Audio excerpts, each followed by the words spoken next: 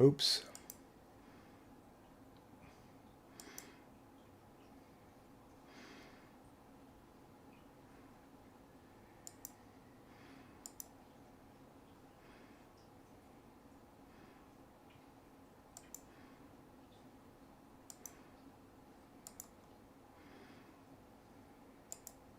There. Okay, so now I've got the thumbnail appropriate to the topic, which is always good. And I've got the audio going. I've got the live chat window here. I've got some DMT themed background images. And my purpose here, my hope here tonight is to, in part, I've made this non-monetized, so part of it is because it's an educationally purposed live stream. It is the case that I will be taking DMT tonight on the live stream. Somebody might ask, well, Eric, have you ever tried it before? Well, to be perfectly honest, I tried it earlier this evening, but I didn't try very much of it, and I didn't get a particularly strong dosage of it. And at that point, I felt comfortable to try to do this on stream. Now, I suspect that YouTube is not particularly fond of encouraging this kind of stream, so I suspect it's going to be somewhat of a challenge to get. I don't know, what is the YouTube law regarding that. I don't know what it is. To the best of my knowledge, it's not. I'm not currently. I'm not currently monetized, and I don't. I think what I probably will do is when I ingest the alleged drug, I won't be on camera. But regardless, I want to discuss from an educational perspective what it's like to take DMT and be on it and stuff, and I want to somewhat demystify it. People have so many magical thinking kind of frames of reference regarding it that I hope to put a damper on that sort of thing by demonstrating that it's just like any other psychedelic drug. Okay, so yes, I'm going to now, allegedly, purportedly, consume DMT. And I've been instructed as to how to do it. Mainly that this requires a long, slow draw, which I'm going to utilize here.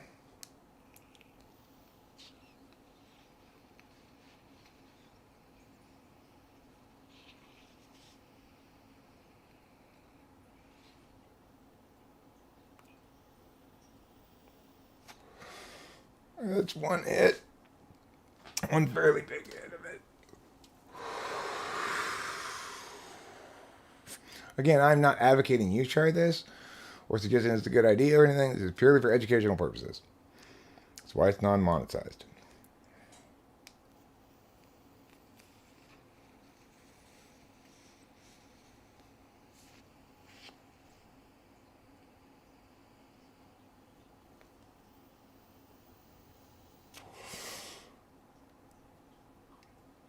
That's the second hit.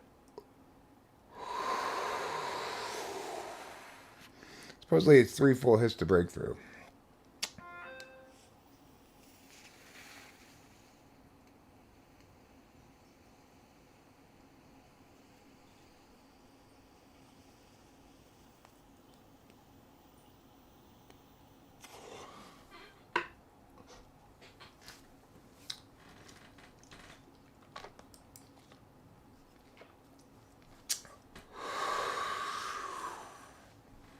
Okay, so my first thing I have to say about it is it tastes like crap. So if you're going to try this sort of thing, and I am not advocating that you should. I am not a believer that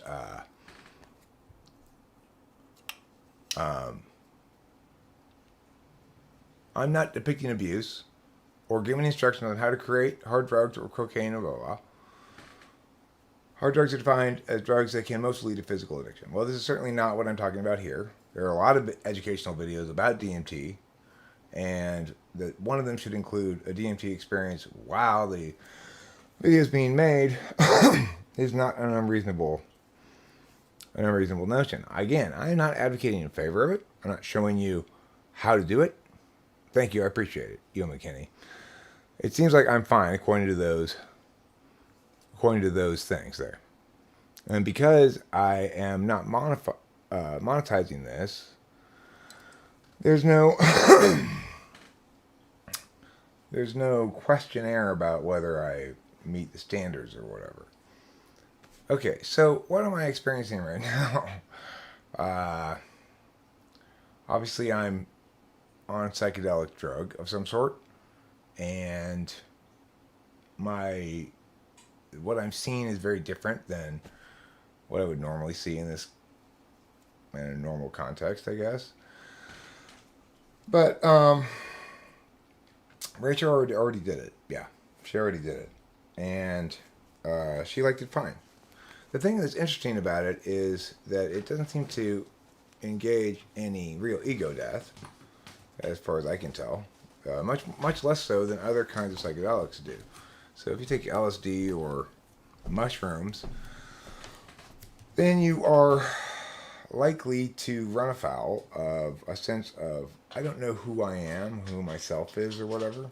By the way, Rachel, I read a warning about this stuff that you have to be careful for serotonin, basically like serotonin poisoning. Oh. Since you're on a SSRI, the only thing to do is that it's just as simple as this. If you start having muscle spasms, that just means you have too much serotonin. Okay? So if you experience any muscle spasms, that means we're playing with fire a little bit. Okay. But the nice thing about it is all you have to do to address this syndrome is just remove the extra drug that's causing the too much serotonin, and DMT removes itself from your system in like super fast. Okay. Serotonin syndrome, that's right. Yeah. So the thing is, I'm a super big head, right? People say, oh, you do a heroic dose of DMT, you take 3 big, slow pulls of it. I was told this by the person I acquired it from as well. Here I am, having a regular live stream like always, right? I mean, I took the 3 biggest hits of DMT I possibly could, and this is not like it's pleasant. It's not like I would be concerned. The thing is, if I were to take too much acid, I'd be very concerned. Are you smoking 5-MeO DMT? I don't know what that is. I don't know. The person I got it from had several varieties and said this was his favorite. So maybe I need to just smoke more of it, or maybe I'm just too much of a head for drugs, I was going to take another one. You want to? Okay, do it off camera though, okay? Okay. Just to make sure we don't violate YouTube protocols. So what I'm doing here is just turning off El Camaroo. I'm going to go ahead and take a 4th hit myself, just because 3rd hit doesn't seem particularly intense or anything. Oh, go ahead. You do your thing first. Yeah. So, the person I got it from requested that he get it back with a certain amount left in it, so we can't do it all, but we're getting close to yeah, I'll do one more hit. Just the thing is, attempting to get to this so-called breakthrough where you talk to elf creatures or whatever, can I ever get there? I don't know. Does it exist?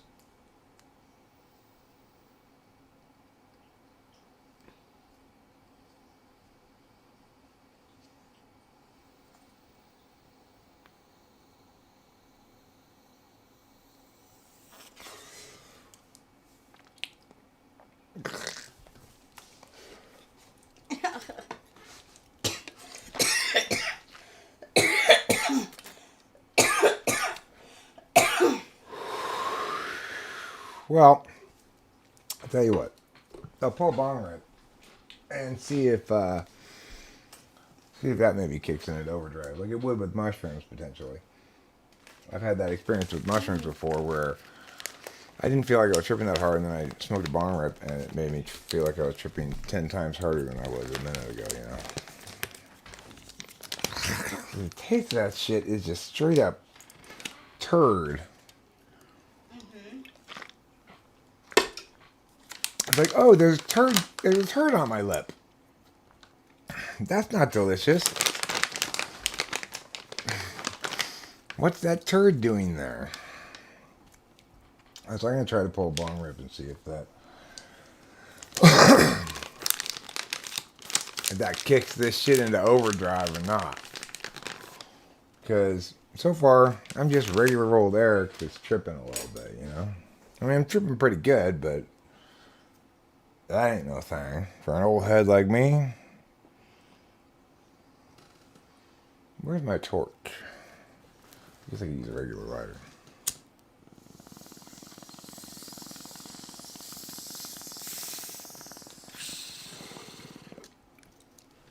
Check on the interactivity of these two drugs.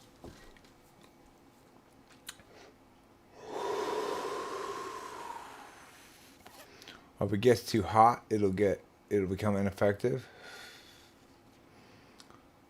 Well, certainly,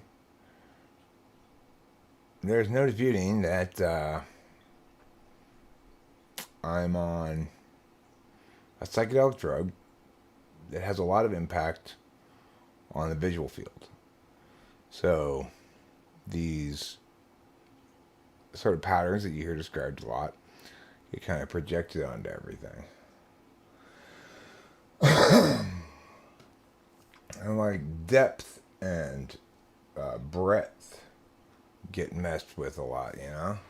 Like I can't tell like whether the floor is down there or up here, you know?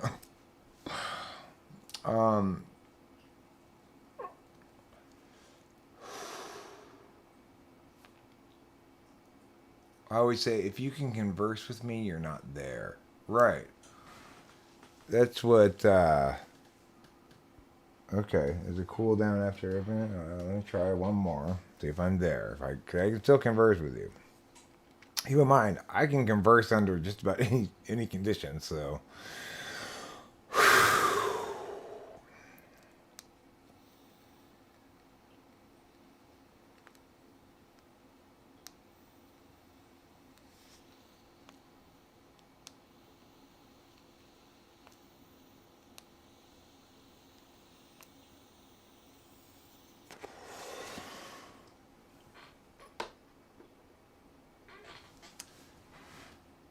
Did I do it on screen by accident? My bad. I guess that's one of the impacts of the substance is making me forget to not do it on camera. Hopefully YouTube doesn't get mad at me. Again, I'm not advocating that you should do this thing. I'm trying to demystify it somewhat. There's nothing magical about it. It's just another psychedelic drug. Although I keep being told there's a breakthrough amount that after which you understand the drug differently. I'm reading the chat.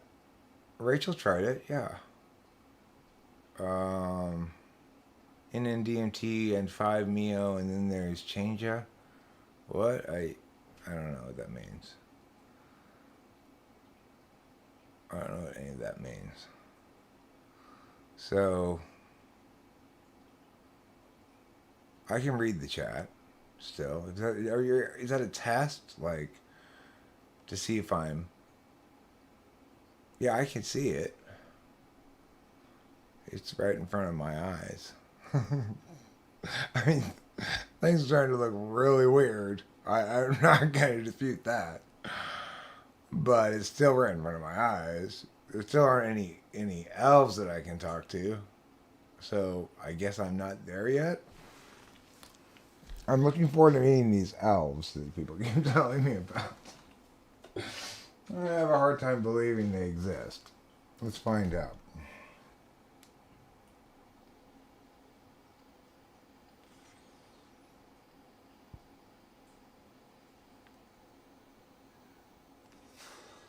The guy I got this from might be mad because I did more than he wants, but I can't get him. He told me I have a breakthrough experience after a couple of hits of it, and it just isn't the case, you know. Supposedly, DMT will unlock secret elves. I want to meet them. I want to talk to them.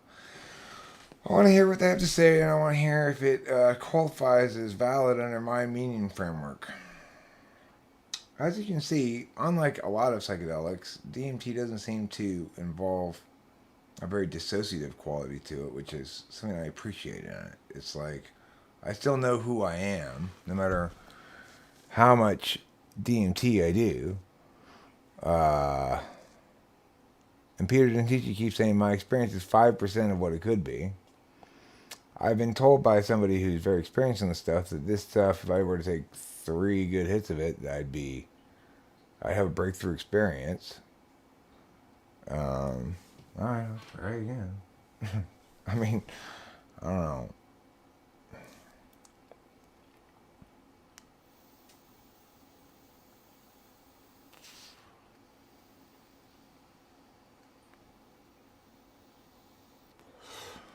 I guess I'm having trouble understanding how more of the same could lead to a difference of a qualitative difference.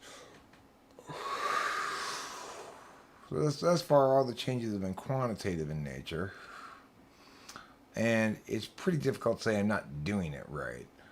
And it's pretty difficult to say that this isn't good stuff because this is from I got it from somebody who has a lot of different kinds of it, and he says this is his best, and he's done it plenty of times.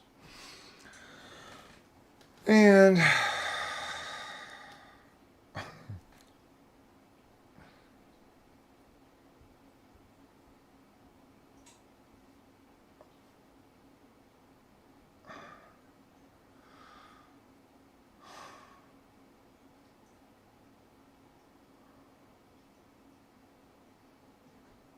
trying again is futile. Why is trying again futile? I'm not trying again. I'm adding more fuel to the fire, hopefully, eventually that. I mean, this is still one attempt, right?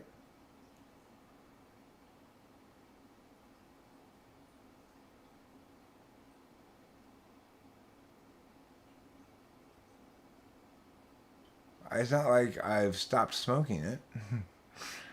It's still one attempt.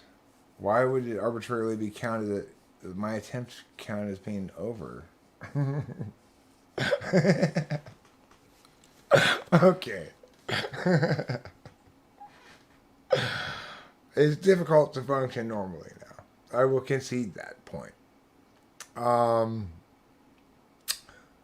it's very difficult to maintain my normal affect, even with an attempt to do so, with everything moving around so much.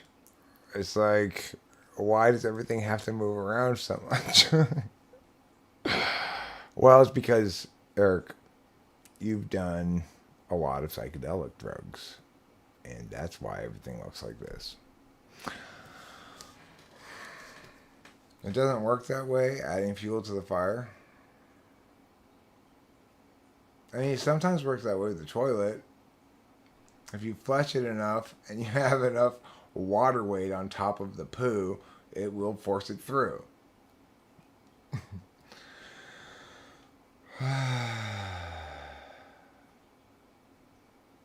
You have to get the amount in all at once. You can't just okay. Well, I respect the mechanics of it, even though I don't understand them. I will respect and try to obey the mechanics of this drug in the future. I won't have this particular DMT because I've already done too much of it, but I will have another kind of DMT, I guess, another brand or something. I don't know, the strain. What do you call that? And I'll try again with these new rules that I didn't have ahead before this time. Somebody needed to explain these rules to me. Peter didn't teach you. Nobody explained it to me. I will try to obey the rules, but I need to have them explained to me first. I didn't get that that's how the elves operated. You only have their attention for like 1 second. You gotta hammer the DMT in that 1 second. Then maybe they'll open the door. Okay, I gotcha. Now that I know the rules, fine. Thing is, I have huge lungs, so it's most likely, if that's the case, I'm most likely to succeed by getting one full hit, and holding it as long as I can. But that would be equivalent to 3 tokes for somebody else. It's equivalent to like 5 tokes for Rachel. Like one bong rip for me is 5 bong rips for Rachel.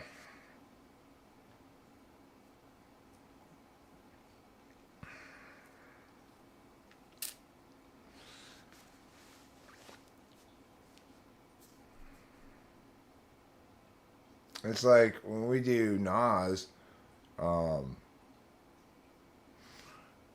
like you know, one one Nas thing is not enough to fill my lungs. So I can do what are called Nitronics. You do one full Nas thing and then top it off with a bong rip. That's how big my lungs are.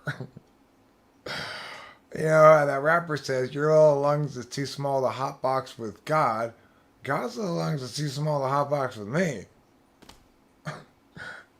No offense, God. No humor's intended. Just humor, okay? Just for humor purposes. You don't need to smite me for that one. Um, I have a good shaman. I got my relationship with God is fantastic. You know, I don't I don't need any help in that area. Maybe that's why the elves don't come. I don't know. Because I have a great relationship with God. I have the best possible relationship with God. It's like God and I are bros. It's like we got it down. We understand each other, etc. No, I've never taken it before today. I already took a bunch of it. And like Peter Dentici says, adding more fuel to the fire isn't going to change anything. I've hit a bunch of it, and I'm definitely tripping balls. But the thing is, and my affect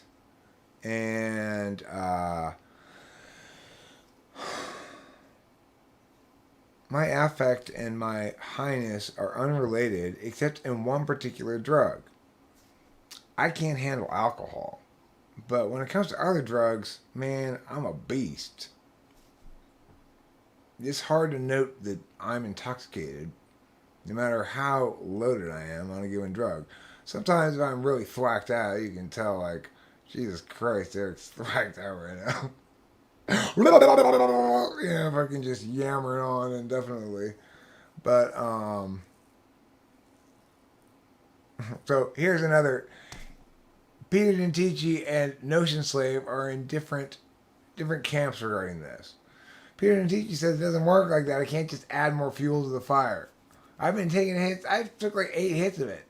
It's definitely good quality DMT. How do we know this? Because the guy I got it from has lots of different examples of it. Frequently gets it from, the dark web. And my method of intake is why I can't get enough in at one time. I don't understand. I mean, I can smoke a lot of it. What's the big deal? I just don't understand this mechanics. Listen, if you're right about the rules, Peter Dentici, then I will try to obey them next time. And maybe the elves will let me in. Maybe I have to treat them like honored people that I need to, like Japanese style. Oh, impressive Alpha Osamas, will you please let our inferior student selves before your incredible Sama Majesty? In which case, fine, I'll do that. But I need to know that ahead of time. Why do I need a person to assist me?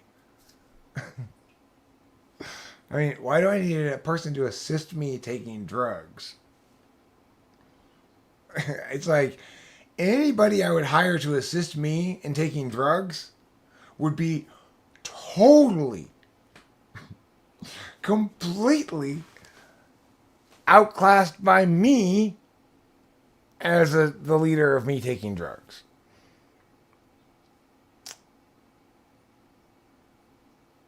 It's a threshold thing.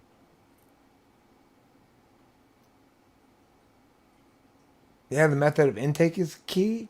Look, I'm getting this from some guy who does it fairly often, who has breakthrough experiences himself, who told me, in certain terms, that if I were to take like 2 or 3 big full draws of this, that I would have a breakthrough experience. So it's not the problem with the drug, the delivery system. I know this for a fact because the guy I got it from has had multiple experiences on multiple different kinds of DMT. And the thing to remember is it's not that I'm not tripping. I am tripping a lot, but it's just that I'm certainly not meeting any entities or anything, and it's nothing. It's a weirdly isolated kind of trip, in that the visuals are isolated from the sense of self. It doesn't attack your sense of self.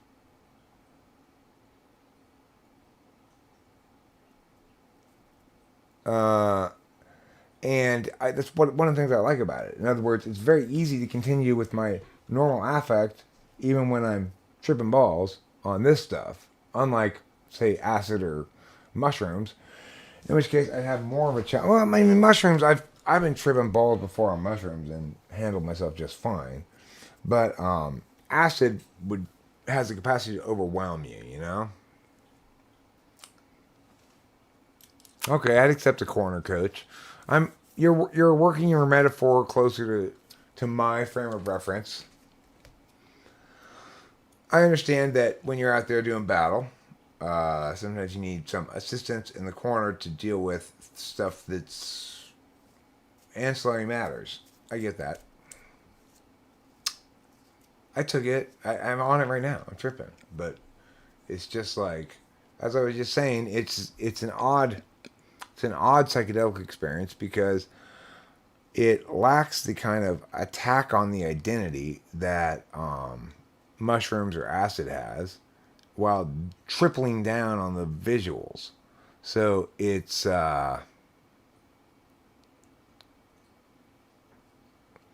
right. DMT it's a very gentle hallucinogenic. If you were to say to somebody, "Oh well, DMT's a mixed bag because it's way stronger than mushrooms or acid, but it lasts a lot less time." Well, then that would be wrong. It's not the case. It's both. It lasts less time and it's less scary. In other words, there's less chance of a bad trip on DMT than there is on mushrooms or acid, for sure. Because it's less of an assault on your identity. It's basically, DMT is a drug with which, the drug itself seems to be comfortable with your identity.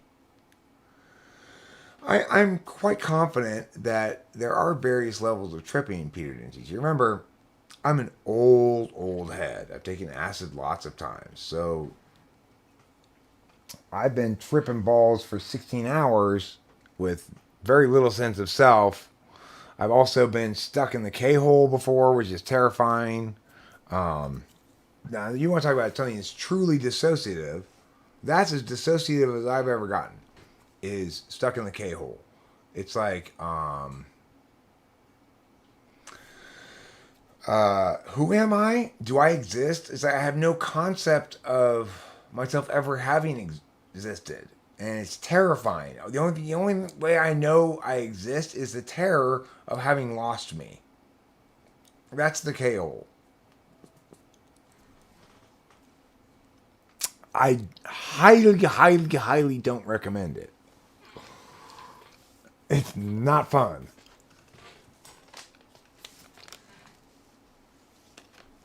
I mean, the thing is, Peter Dentici, this is about what's going on in my head and what's going on in my frame of what I'm seeing in terms of an extroverted sensing kind of thing. This is what happens when a extroverted intuitive takes DMT.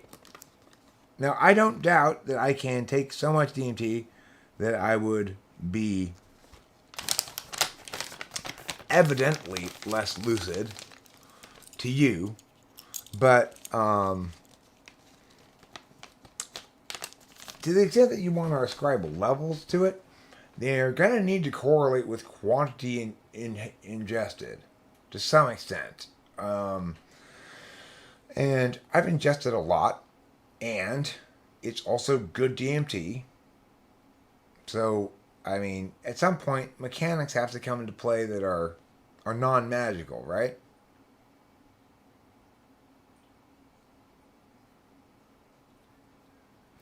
You have to wait until it is metabolized before you try to attempt blasting off again. Otherwise, you'll just extend your current experience. Okay, fine. I mean, I get that. I get what you're saying. It sounds like kind of magical mechanics to me, but so be it. This is obviously a fundamentally subjective experience, and thus it's subject to its own non-universal rules, you know?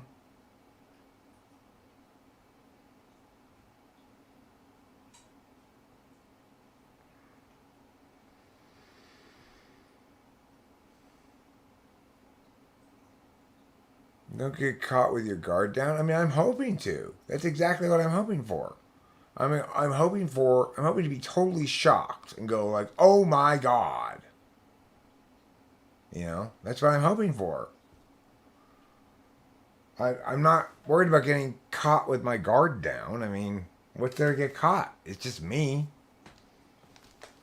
It's like, what's the worst that can happen? I'm gonna be there. At least it's not dissociative, you know. That's the thing. That's the worst that can happen is the K hole. Well, I've already been in there, and this is no way, shape, or form going to lead me back to the K hole. There's nothing about this that's reminiscent of that.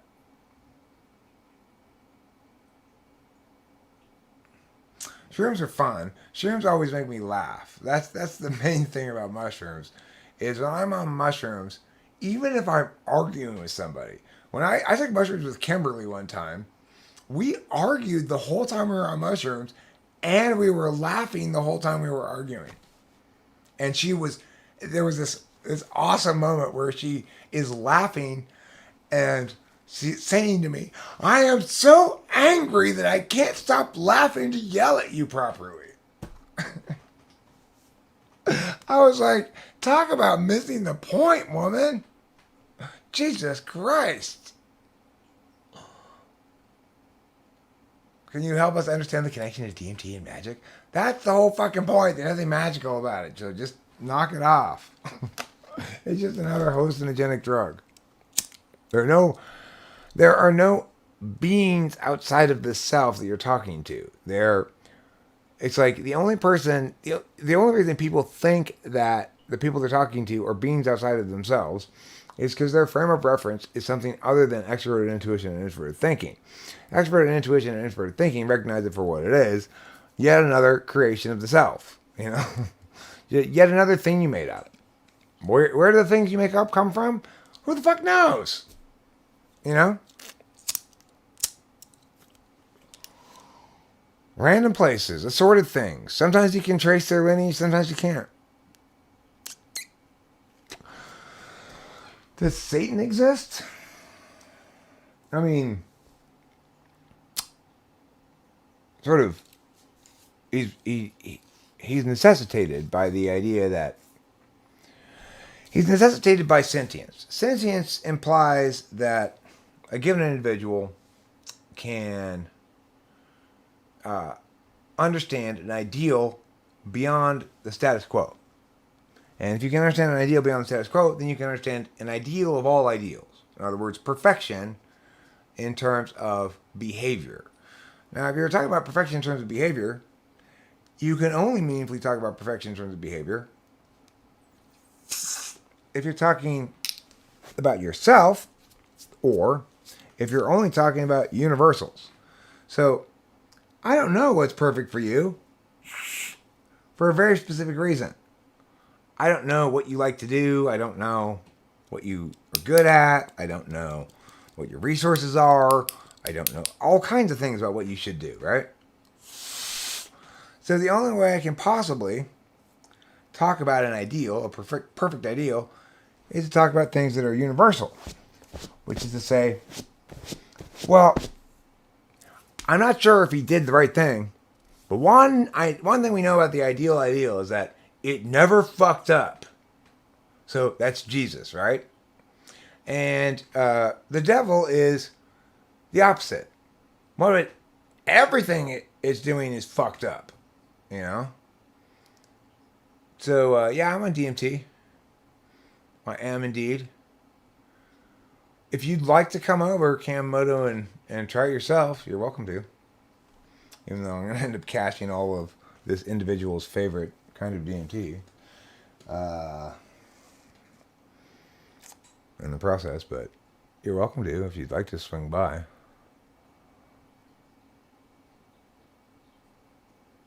A DMT is much gentler than LSD or mushrooms by far. It objectively so, at least on the duration vector. It's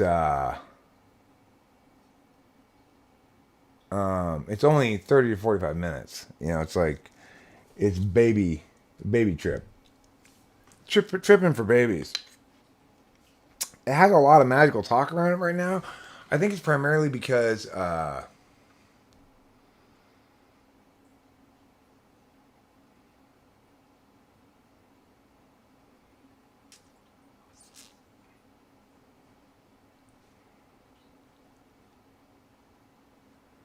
what's it physically look like?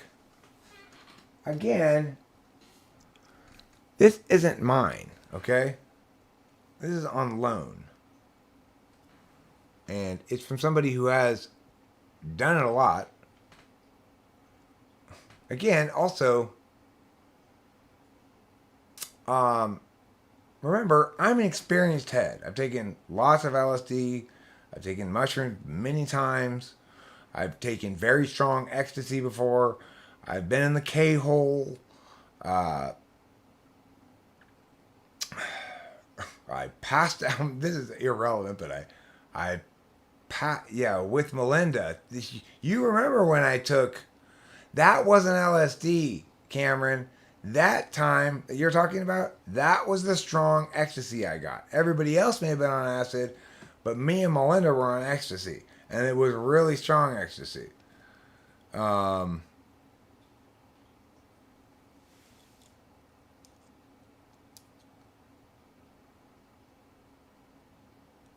the thing is, when I explain to you that, yes, this drug is working, for sure, I'm tripping as per psychedelics, and that, right,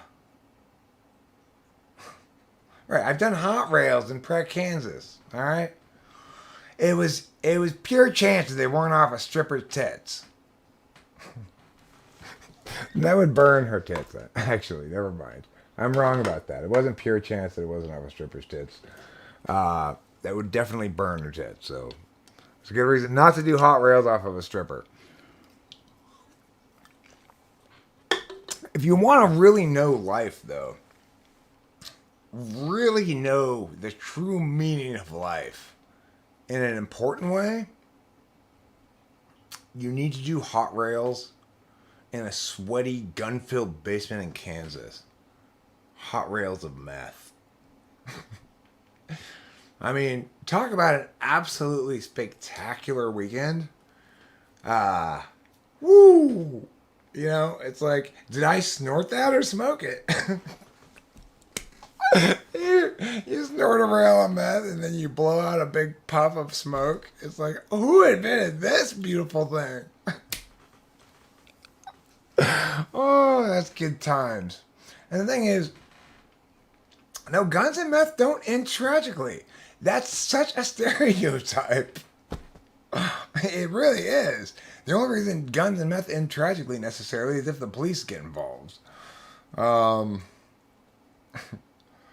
but yeah, it's like I haven't done meth now in a long time. But if somebody presented me a line right now and heated up the end of a of a long glass tube with their blowtorch, fuck yeah, I'd do that hot rail right now.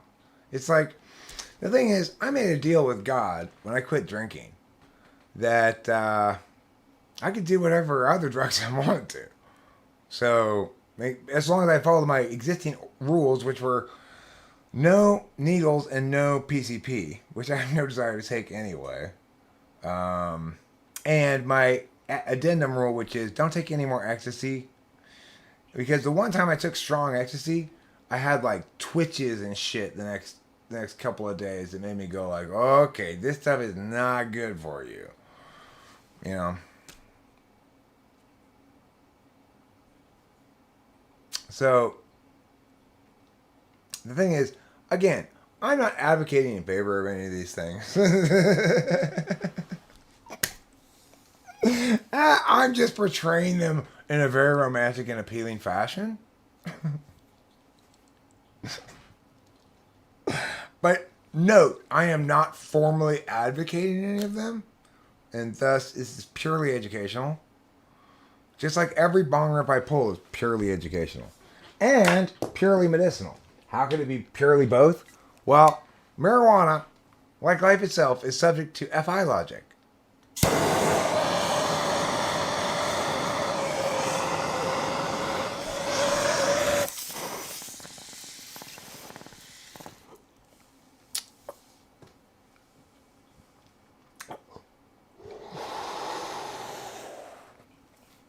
Nah, dude.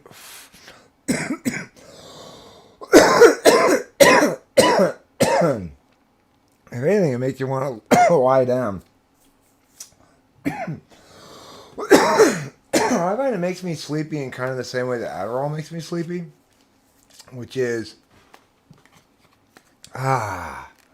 something else is occupying my attention in some way, so I can rest finally.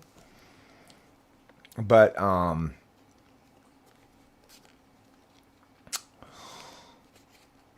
if you were to come over right now and experience DMT, you'd be home by 11 and fine. It's like that's the nice thing about it, right? Also, it's not very identity threatening at all, unlike acid or mushrooms. So come on over, let's do this shit. Why not? I'll be up for a while. Not because of the drug. Not because of that drug. To be clear, not because of that drug. Come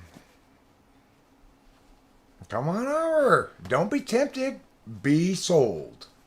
Be sold on the idea. Don't be tempted by it. Be sold on the idea.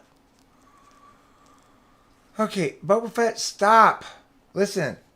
No matter what everybody wants to hypothesize about this DMT, the problem, quote unquote, is not a problem as you understand it. This DMT is very strong. I'm tripping a lot.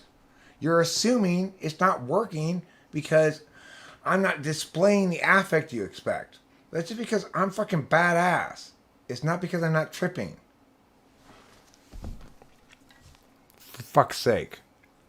I know my drugs, okay? I know when shit's bunk or real. I know when it's legit or not. It's like I got fucking decades of experience taking drugs. I mean, that's your experience, Boba Fett. I have on multiple occasions. I mean, I get the idea that having trouble reading the chat. I was having trouble reading the chat earlier. It was moving around a whole bunch. But you're operating from your frame of reference where the most natural thing in the world is not text.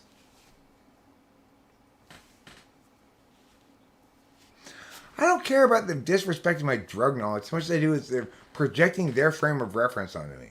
My drug trips, my reporting on my own drug trips has value, more value than they're affording it because I know what the fuck I'm talking about. I've taken everything, you know?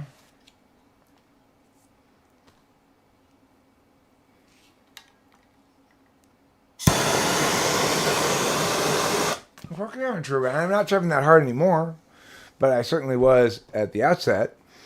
And, I still am a little bit.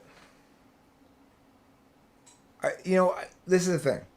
I don't want to prove Boba wrong. I want to prove Peter didn't teach you wrong. So Peter didn't teach you is telling me, or right. Ideally, I want Peter didn't teach you to be correct. Peter didn't teach you is saying, I have to wait at least half an hour before, after the end of the whole trip, or else it's not gonna work. Which is fine. I respect that. It's like you can't take mushrooms like 2 days in a row, I get that.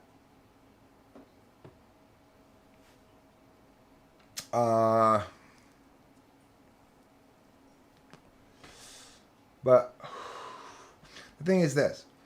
The question at hand is, how do I get to a breakthrough experience? The only logical answer is do more. But I did a shit ton, and I didn't get to any breakthrough experience. I just kept tripping harder, more of the same tripping. So I like that quality of tripping in the way that it doesn't involve ego death. People who say DMT is all about ego death, I mean, they've never taken acid, obviously. That's ego death. Or ketamine, that's ego death. This thing is gentle as a spring breeze comparatively. If you're not ahead, and this is the first psychedelic you've taken, I'm sure you're going to be prone towards magical thinking about it, like every young person is when they take DMT or their first psychedelic drug.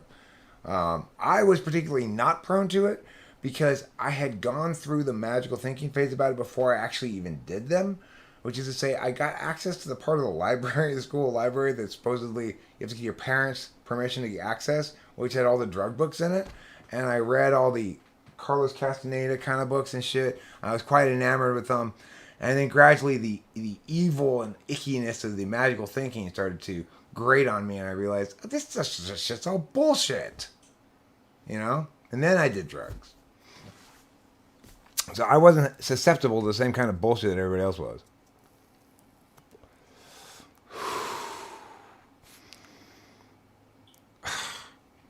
Yeah, it doesn't matter though, Boba Fett.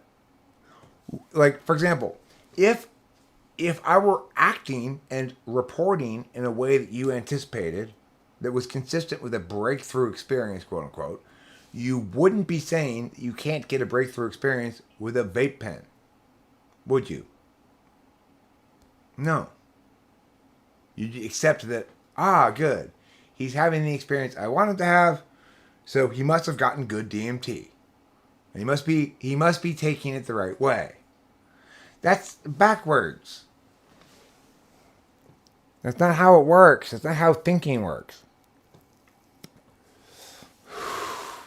Prayer, that's how you access magical thinking. You have to pray to the God of your choice. I pick the one almighty God, but you choose whichever God you want, You could go for Zeus if you'd like. I don't know if he's very responsive. Not that the almighty God is necessarily responsive, but I suspect if you were to pray to Zeus and say, afford him gratitude for good things in your life, you'd probably be crediting the wrong person. Okay. Well, the thing is this. Unlike other kinds of psychedelics that I've ever heard of, DMT is unique in that there's a clear indication by a lot of people that you either have a breakthrough experience or you don't, right? And if you do, then you get to talk to some elves. I want to have that, and I want to talk to the elves. So I will try again, for sure. But my take on it is, regardless, comparatively, even if I were to have that experience, I'd still think comparatively it's a gentle psychedelic compared against acid or mushrooms, because not because of the strength of the impact of it, but because of where the impact lands. It doesn't really land on your identity very much. It doesn't make you like fret about things or whatever, you know? It doesn't make you question who you are.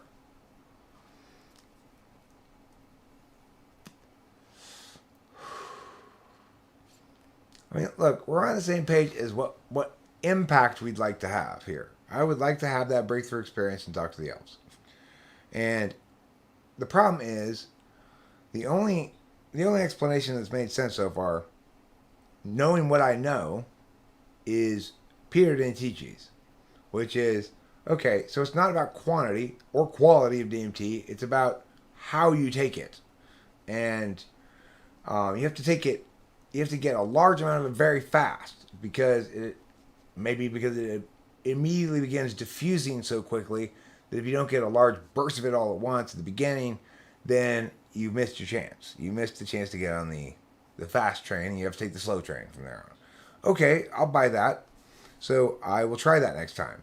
The other explanations, they just run afoul of what I know to be the case, based on simple empirics. It's like, this guy is a very experienced DMT user who's had lots of different varieties, ingestion styles, etc.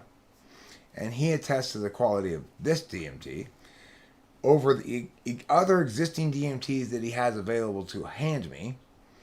And he wants me to have a big experience. So Peter Dentici is the only explanation that makes sense. It's not a problem with the DMT or how I'm doing it in terms of like if I'm snorting it or smoking it or whatever. It's a problem with me trying to sort of gradually build up to it. The DMT doesn't work like that. You can't gradual build. You have to hit hard all at once and then you're done and ride. So, okay, I get that. That's a different mechanics. I'm not sure why it would be like that, but like I suggested, it would probably have something to do with the diffusion rate of the drug. So, and also your brain's response to it, like whether or not it's prepped for the onslaught, right? Or gets completely overwhelmed. I mean, I don't know how that mechanics would work biologically, but it sort of makes sense, right? It makes more sense than the other explanations I'm getting, which make no sense at all, given what I know.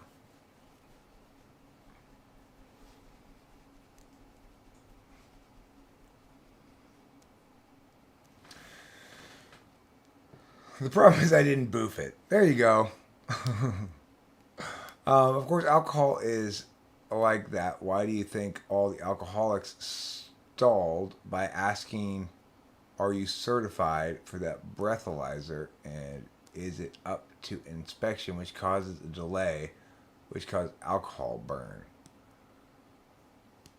No, I get it, but the thing is, the frame of reference is different. The speed at which something diffuses in your system related to the police blood test. Like I had a driving instructor in high school who literally told the class this. He said, when you're drunk driving and get pulled over, always ask for the blood test, not the breathalyzer test, because then they have to put you in the car, take you to the police station.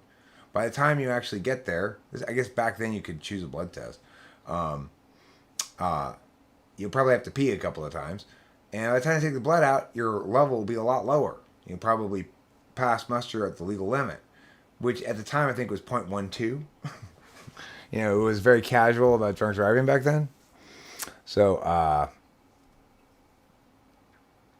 you always suggest people take a beta blocker like propranolol. I don't know if I have access to any beta blockers.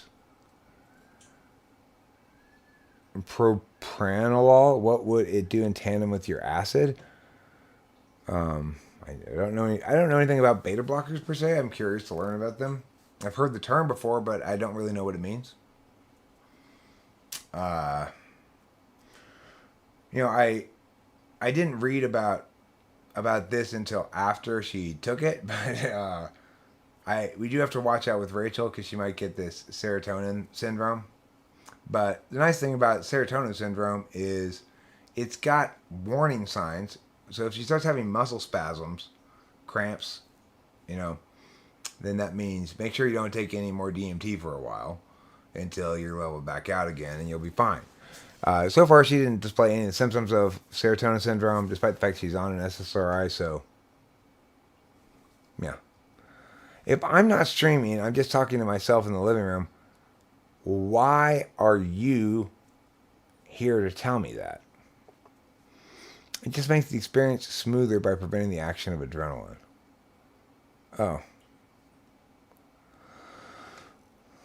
You also have an antipsychotic to kill a bad trip, just in case. If you are having a bad trip, the best thing you could probably take is 2 milligrams of Klonopin. Just fucking knock yourself out. Either not care or knock yourself out. Yeah, now it's 0.8. Now it's 0.8. Hey, the root of all evil's here, saying hello to me. Well, hello back to you, root of all evil.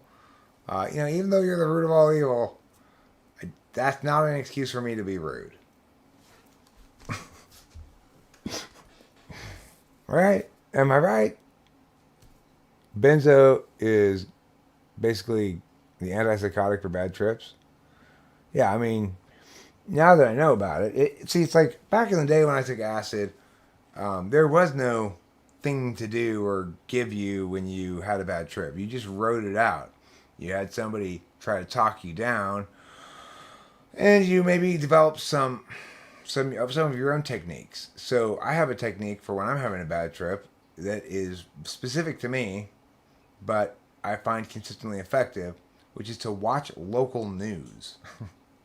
It's so banal and familiar that it just sort of calms me down.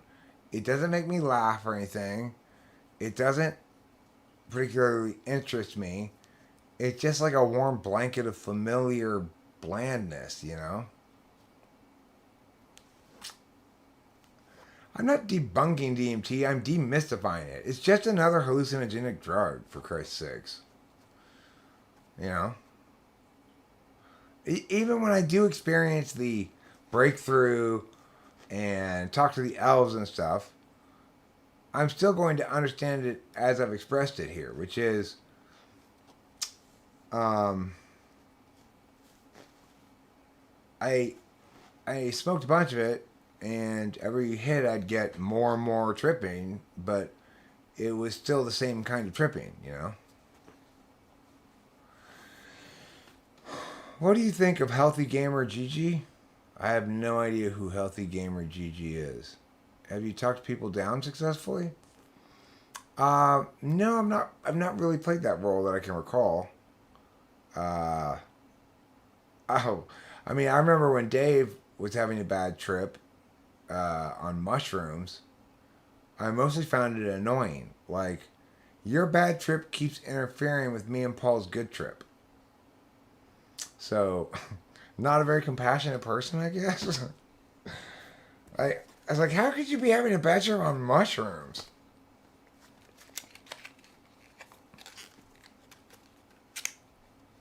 How did you know they were elves? I've been told that. I don't know that. I'm taking it on faith that that's what's there when you have the breakthrough, you know. Well, it's true that I'm not necessarily going to. I'm being promised a qualitative change that's unlinked to a degree or scale that I can currently measure. So, in fact, that once I've experienced this qualitative change, I'll understand that it's a different kind of animal that we're dealing with than just more DMT, right? And I'm looking forward to experiencing that and coming back from that and saying, okay, I get what you're talking about. That's what the bad taste is. The last guy butt vaped with it. I'm, I, I don't think that people can inhale with their butthole. And the reason I don't think that's possible is because if you go up from the butthole, you don't get to a pair of lungs. You just get to more butthole. It just keeps going for a long, long ways. I don't know where it ends up, but it's not lungs. Oh, he just tried to. Well, he must not be very logical. If he had thought about it, he would have realized that in order to inhale through something, you need to have some lungs at the end of it, right? Otherwise, it's not going to work. I think his stuff is really good for ex-NTPs who lack direction and purpose in their lives. Whose stuff? Let me see who you're talking about. I'm curious. I'm curious with my curiosity bone. You've engaged my curiosity bone, root of all evil. Oh, this person, Healthy Gamer GG. He comes off as INXP. I think he's INFP.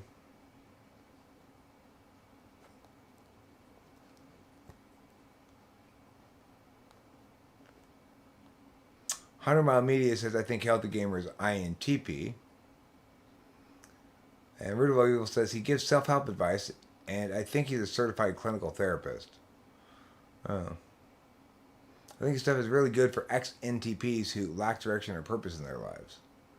Why do you think it's good for such parties? Is it because you think it helps them to find more direction and purpose by being more productive? Or is it because he encourages self-acceptance and recognizing that a certain relationship with extroverted sensing is implicit to being an ex-NTP, you know? It matters a lot why you think his stuff is good. As to whether... So, in other words, I'd like to gain information about it from your opinion, but in order for me to gain information from it about it from your opinion, you're going to need to be explicit about why you have that opinion.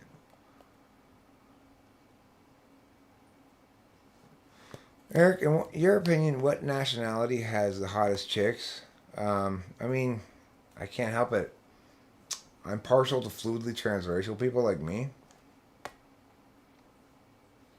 There aren't very many of us, but I think they're objectively the hottest chicks, or the fluidly transracial ones.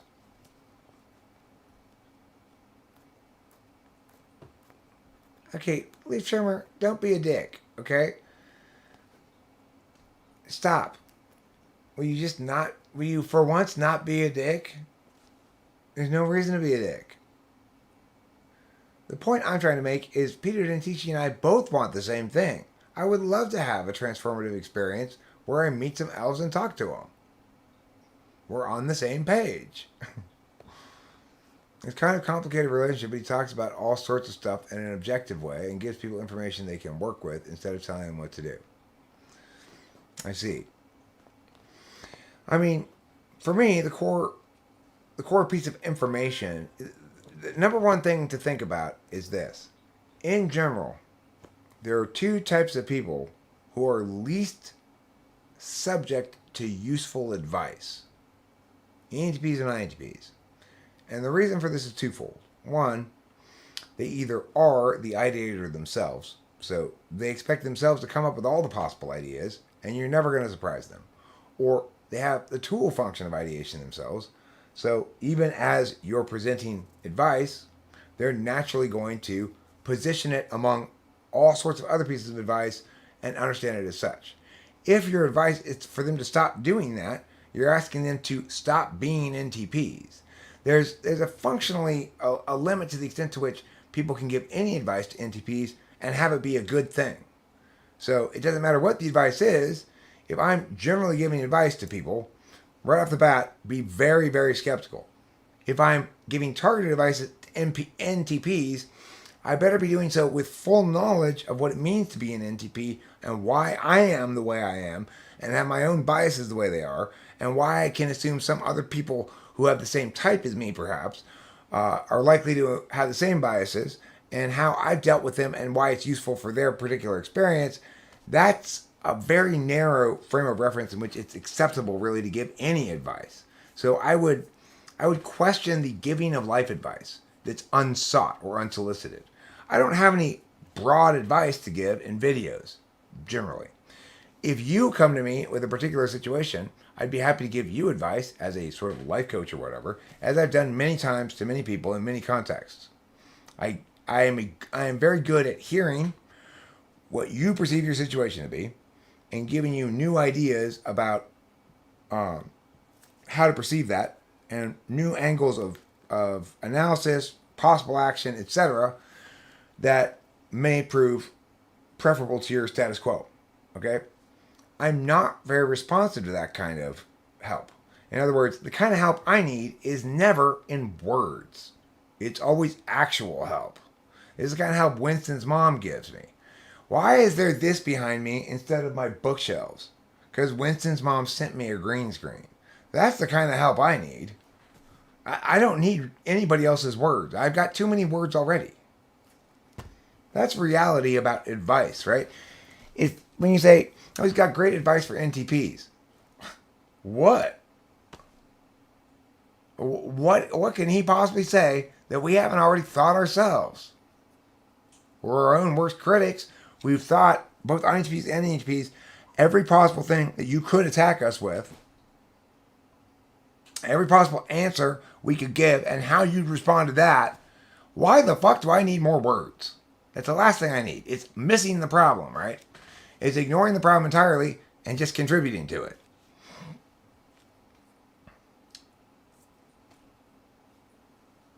Mine's great. What do you mean mine's not good? It's over. It's basically over, yeah. The thing is, here's a reality with me and drugs. If I'm on drugs, I kind of have to pay attention to it to feel it. And if I'm talking and responding to things, then the drug is just this thing in my way trying to interfere with my ability to communicate clearly with people. And it's annoying me, right? So I just brush it out of the way. That's how it always is with me and drugs. I feel drugs most when I'm not trying to do anything else.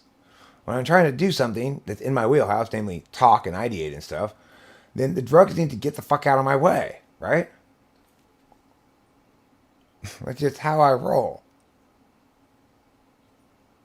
ENTPs are completely oblivious to how everyone else sees them. I mean, I don't think I'm completely oblivious to it. I think I'm surprised a lot of times by the gullibility of people in some sense, like the lack of connection between how they might express their conclusions about me and the actual truth about me are huge distance, right? So I'm often surprised by that, but I would say it's incorrect to say that I'm totally oblivious about it. I mean, all right, so here's a great chance for Nicholas Watson to contribute meaningfully to the conversation. So, Nicholas, can you give me an example of some way in which you see me that I'm oblivious to? So we have something concrete to work with rather than just FE attacks.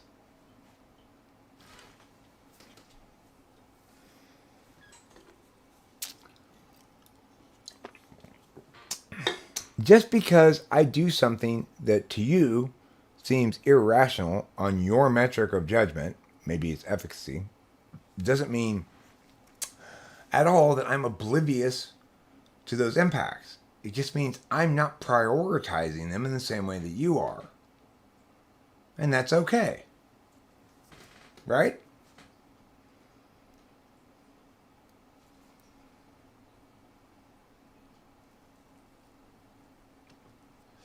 People don't like how ENTPs are willing to consider anything, or that they are willing to express things about themselves that others can't admit about themselves. Absolutely true. I'm not a private guy, right? So people who are stuck in privacy land, typically they've got a lot of secrets that they either think are shameful but aren't, or that actually are shameful and that they're trying to hide. They assume I'm subject to the same, that everybody's subject to the same thing. But I'm not subject to that. I don't have any secrets I'm trying to hide. I don't have any shameful hidden parts, right? Anytime there's a part that I'm ashamed of, I make it as public as possible so that I address it, so that I don't have to own it all the time. In other words, by acknowledging it, admitting you're wrong, for, that in and of itself generally is sufficient amends to make. But if there are additional amends to be made as well, then making additional amends too, that relieves you of the burden of carrying it around, and you don't have to worry about somebody exposing your secrets ever. Oh no, it's not bait at all. I did a lot of DMT. I smoked a bunch of it. Now, granted, it's been quite a while since I smoked it, so I'm not really tripping anymore. But why do executives supervise meta-analysts?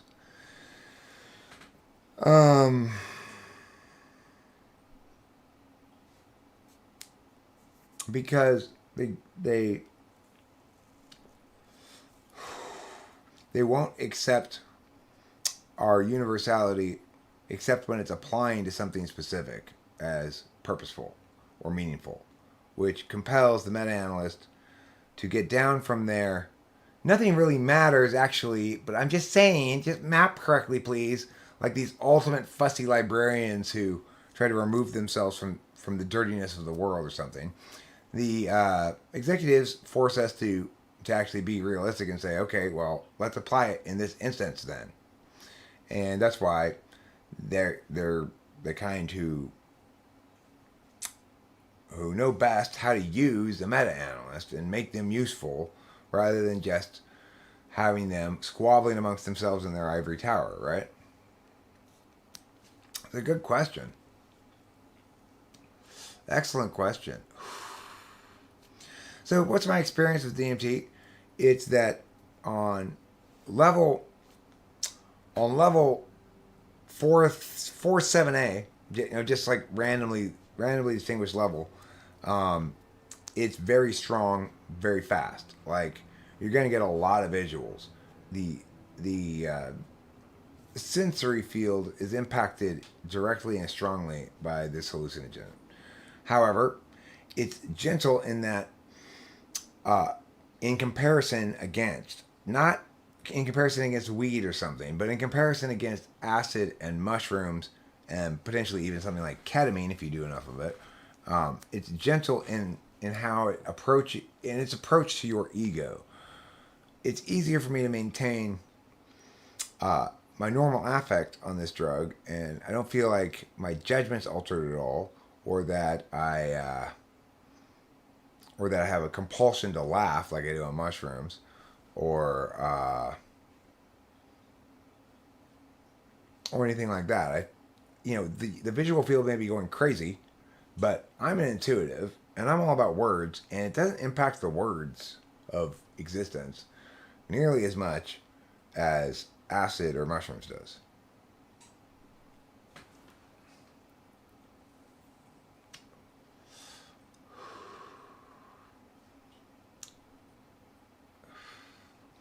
Well, it's tempting. It's always tempting to give advice. To make videos about how people should be. Because we all have opinions about how people should be. We all have opinions about what comprises the problem, and so forth. And then there's this realm of personal advice. So it's like giving advice to an individual person in its most naturally occurring form happens when the person approaches you and asks for advice. So already, when you're giving advice in general, you've got to target some party who presumably needs to hear your advice. Probably a younger demographic would be appropriate. So it's like if I were to give advice to Gen Z, I could put up a video saying, Gen X advice to Gen Z. And it'd probably get some views. Maybe not a ton, but people would get the concept, certainly. It's an NI concept they can get. The reason this person feels entitled to advise is because he's directing his advice on a generational calculus, saying, generationally, I'm telling you what I've learned, the mistakes I've made from my experience with 30 plus years on you, who's in your early 20s, let's say. Uh,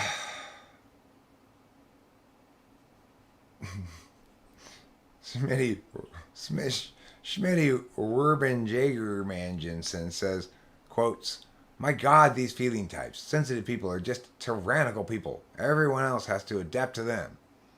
Marie Louise Bon France. Okay, I'll check it out after the stream. Is it that hyperbolic geometry video? I watched that whole video. I don't need to watch that again. But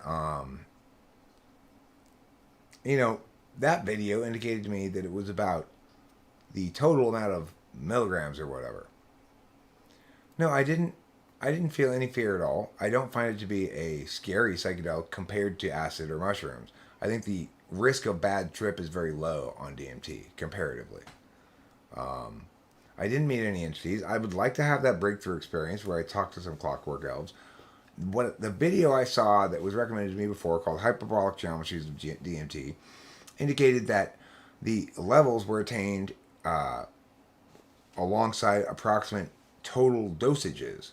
There was no indication that, like, getting it all at once real quick is important. So I didn't note that, but that may be in fact important. So next time I do it, obviously I have to give myself a quote unquote cool down period. But the thing is,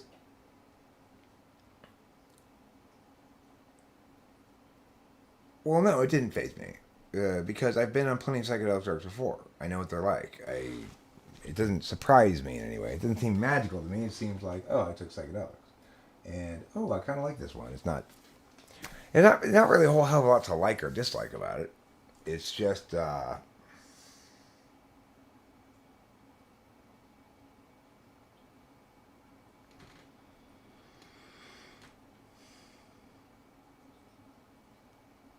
DMT is interesting because it has a reverse tolerance effect. The more frequently you consume it, the stronger the effects. Huh. What function do you think actually makes one toxic, and what function has the potential to make one the most toxic they can be without getting physically violent necessarily? I don't think it's a function. I think it's, toxicity is a direct result of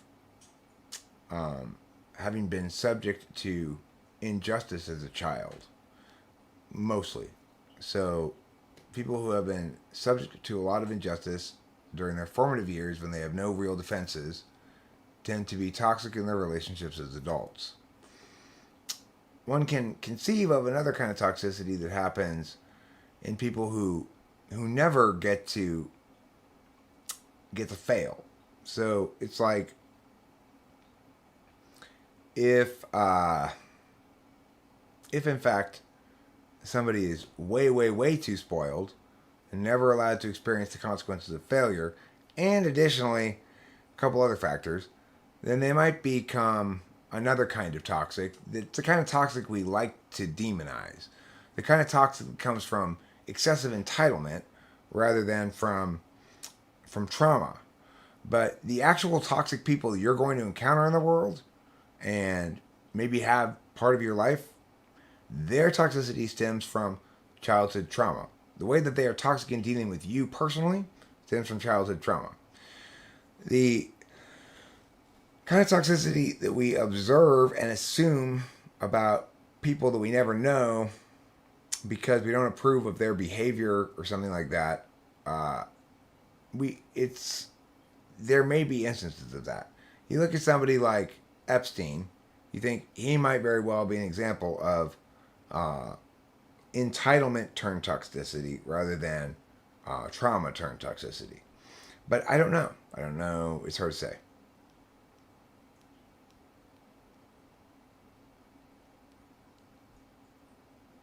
Yeah, Terrence McKenna is clearly an NFP and should not be trusted in any kind of philosophical matter whatsoever. No, especially ENFPs, should ever be trusted in any philosophical matter. They're not equipped to do that kind of thinking. And it's fair to say that magical thinking falls in the general realm of philosophy, not someplace else.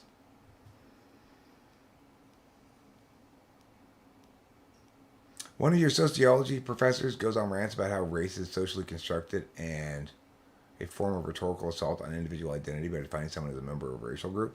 Well, he's correct, of course, but that's a dumb way to go about it. He should just, decide to be fluidly transracial like me. You don't have to have those arguments, right? I don't have to have those arguments anymore. I just say, well, I'm fluidly transracial. Do you respect my racial identity or not? And having been fluidly transracial for quite a while now, I have ownership of all of the various benefits of being a disenfranchised group member for each of the disenfranchised groups. And to the extent that we're going to pit disenfranchised peoples against each other, I'm always going to win because I have the combined disenfranchisement of all disenfranchised groups. Now, you might also say that I have the entitlement of the non-disenfranchised, but my time as those races represents a fraction of my total ontology. Most of my time is spent jumping between the many, many, many different races that populate the world. Isn't that a much smarter way to do that? Yeah, it's much better. Because it reveals rather than tells what's wrong with the existing narrative. And it's important to do that sometimes because instead of trying to tell people how they can't have meh, show them how, and okay, if you want that, you have to have this too. No, it's worn off mostly. I got a little bit of residuals, but, show them that they have to get the other thing that they don't like when they get what they do like. That's the only way to solve those kind of problems. When you've got people who aren't making decisions from a rationality perspective, or through a rationality framework or whatever, who aren't using TI decision making, who aren't even using NI, but instead are using FI primarily with sometimes even SE to determine what ought to be on a normative scale, which they're totally ill-equipped to determine things. I mean, the fuck, right? The fuck.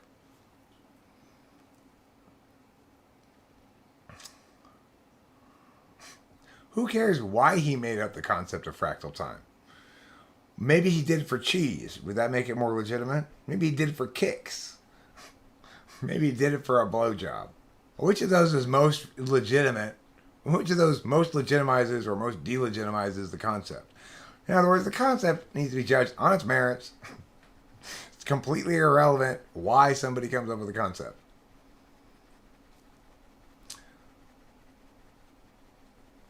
I mean, I agree, though. McKenna was a nightmare. ENFPs shouldn't go anywhere near philosophy. All they do is spread poisonous wrongness all over what ought to be a field devoted towards goodness and truth, And nobody can approve of that. Why do you feel that you need to act like Gregory House? I've never seen that show, so it's pretty fucking difficult to accuse me of acting like him.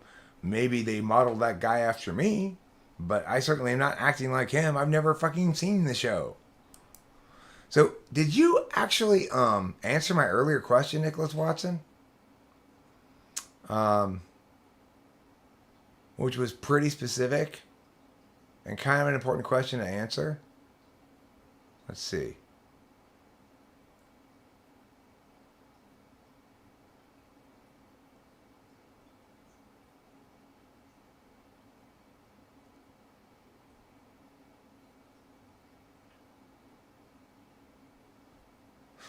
I don't know. The thing is, I don't care how much. Here's the deal. I am safe and secure as a human being in all regards. And the reason is because I'm not going to start drinking again. So these other drugs don't concern me.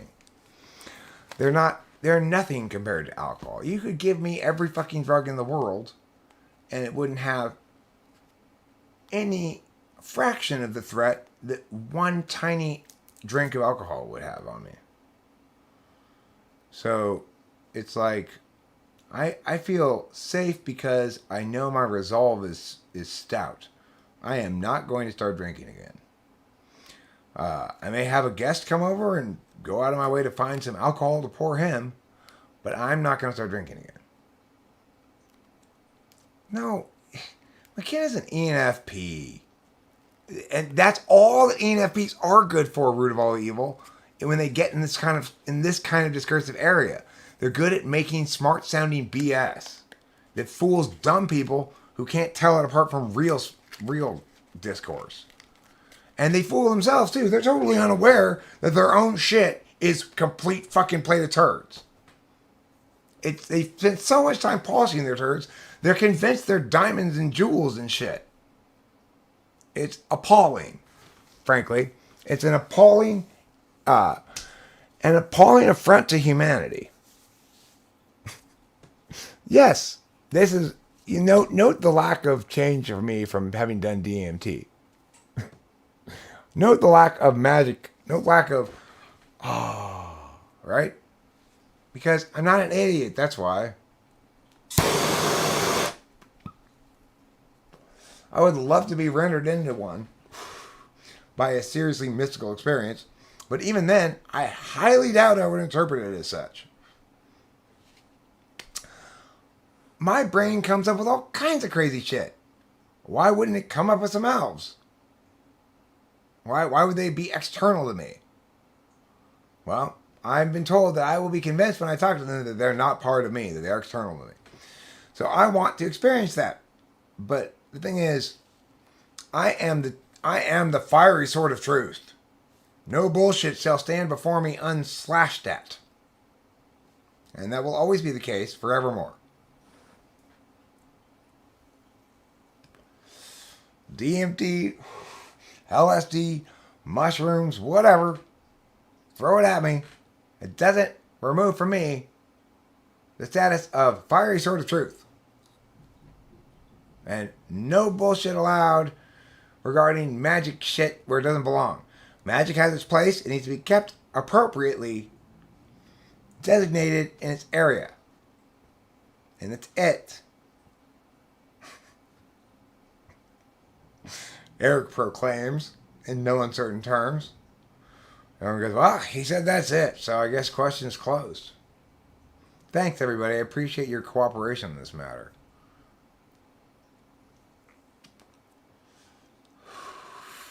Yeah, ENFPs love to come up with what they call a rational framework that involves defining one term vaguely so you can't possibly operationalize the term and do anything meaningful with the definition and thereby exclude all rational critique. That's what they call a rational framework that they like, right? I like the rational frameworks that don't allow any reason to be used. That's why I define things vaguely so you can't operationalize it and make any determinations about statuses. And I don't even know I'm doing it. Because I'm an ENFP. Uh-oh. The fiery sword of truth has slashed forward again and struck the world with its resounding truiness.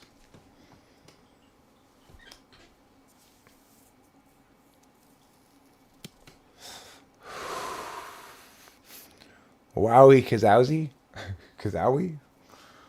It's no different than my normal fiery sword of truth. Don't worry. It's just a regular fiery sword of truth. Nothing special about it. It's not infused with DMT.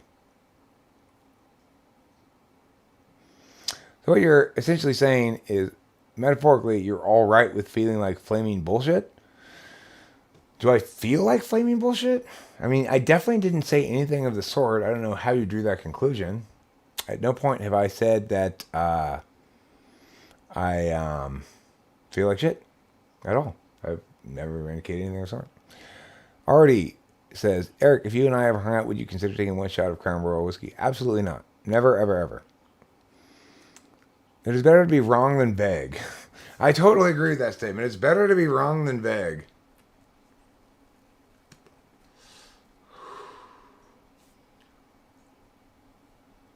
Oh, okay. Well, maybe I'm conflating in my head McKenna's work with Carlos Castaneda's work.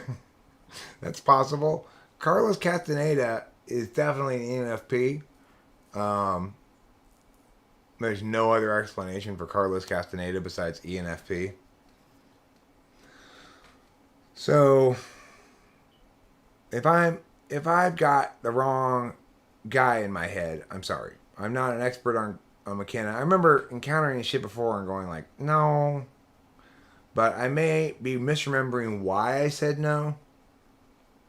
In which case, I apologize for conflating Terrence McKenna and Carlos Castaneda. Sorry, Terrence McKenna's ghost, for treating you like you were just the same thing as Carlos Castaneda. My bad. I stand corrected.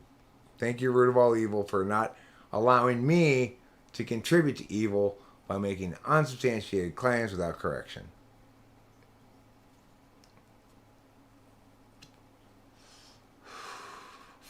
Okay, well, maybe McKenna is just trying to sort of sell the post-rational nature of tripping without forsaking a rationalist framework, and that could explain a lack of what I would consider robust TI scrutiny. I don't know. I need to read more of his shit. That's the bottom line. I tend to conflate three people together: Timothy Leary, fucking Terrence McKenna, and Carlos Castaneda. They're all in the same boat as far as I'm concerned. People with stupid NEFI approaches towards things. But I may be wrong in putting Terrence McKenna in that boat. So I apologize for being hasty in my generalization there, Terrence McKenna. How about Krishnamurti? I have no idea who Krishnamurti is. Well, then that's good enough reason to dislike him, yeah. You know, get to your fucking point. Give me something I can hang my hat on, or get off the podium. You know, what are you doing speaking even if you don't have anything to say that I can hang my hat on? If you're not making claims that compel the person to either dispute them, withhold judgment, or affirm them, then you're not doing anything. If you're saying vague ass shit that people can't meaningfully disagree with decisively because it doesn't mean anything, then you're not doing anything with your words. You're just wasting everyone's time.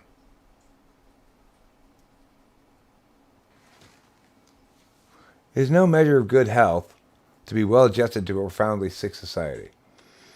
I mean, the thing is, that's true of your average North Korean. It's absolutely not true of an American. I consider myself well adjusted to a fundamentally sound civil society that is currently experiencing a really bad case of hypochondria. Like the culture war is hypochondria. The idea that we're as divided as we've ever been, it's hypochondria. That's all it is. No, divided as we've ever been is how to deal with slavery when the nation's founded on the principle of property rights and constitutionally has contributed to the defining of some people as property. Whereas inherently the whole system is predicated on the notion that you own your own body. That's your first piece of property. How do you reconcile that contradiction? If you're in the South and you know your shit doesn't hold up to any scrutiny, you just hammer one half of the argument and beg the question on the other half, and you've got half the nation outraged because here you are enslaving people, right? And the other half of the country outraged because you're telling us not to enslave people. That's as divided as the country's ever been. Where we are now isn't even remotely fucking close. The things that people get all upset about are the kind of quibbles that people have when a society's not very divided. Right? I mean, I did enough to break through for sure. But according to Peter Dentici, I did it in the wrong way. And I have, that's what I was told was sufficient too. But, you know, I'm straight up beast. Okay, so I don't know what to say about this breakthrough. Rachel and I both hit quite a bit of it, and neither of us had a breakthrough. We were both able to talk to each other and stuff. There were no elves. Um, like, you know, it can be very strong in its psychedelic effects in terms of what you see and its sort of visual field stuff, but it's not that strong on its head end. Like, not nearly as strong on the head end as much stronger on the sensory end, but not nearly as strong on the head end as acid or mushrooms. Yeah, everybody wants to critique my method of ingestion or whatever. Look, I've gone over this before. I will explain it one more time. The guy I got it from is somebody who's done DMT many times, has had many breakthrough experiences, quote unquote, and has many different, I don't know, strains, varieties, or whatever, instances of DMT from different sources, and declared this one the best that he has, and told me from his ample experience that if I took 3 big hits, I'd have breakthrough no problem. Um, that's not what happened to me, but I've also heard various things here suggesting. Um, Somebody said it gets stronger. You get stronger effects from it the more frequently you do it. Uh, okay, so that's possible. Maybe it's like weed. The first time you smoke weed, you don't really get high. Um, Another person said, well, you gotta make sure you get all those hits in sort of like 3 consecutive breaths, and maximize the amount you get all at once, or else it won't kick in or kick over. So that might explain it because I took my hits with breaks in between, I guess. Um,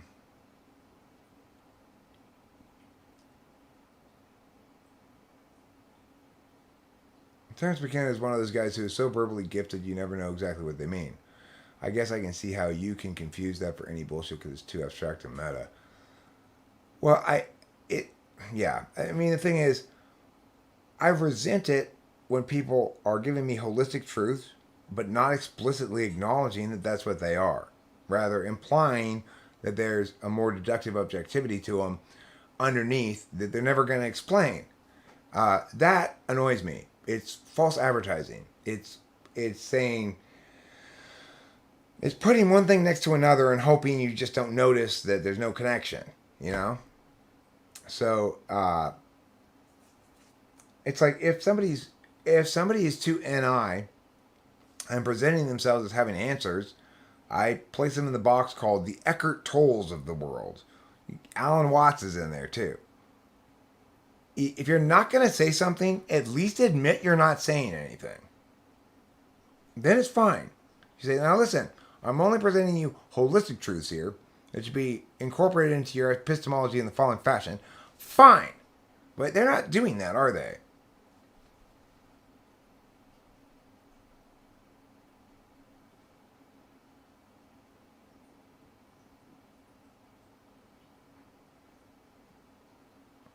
Did your visual field get higher in color intensity and see a whiteness and everything as well?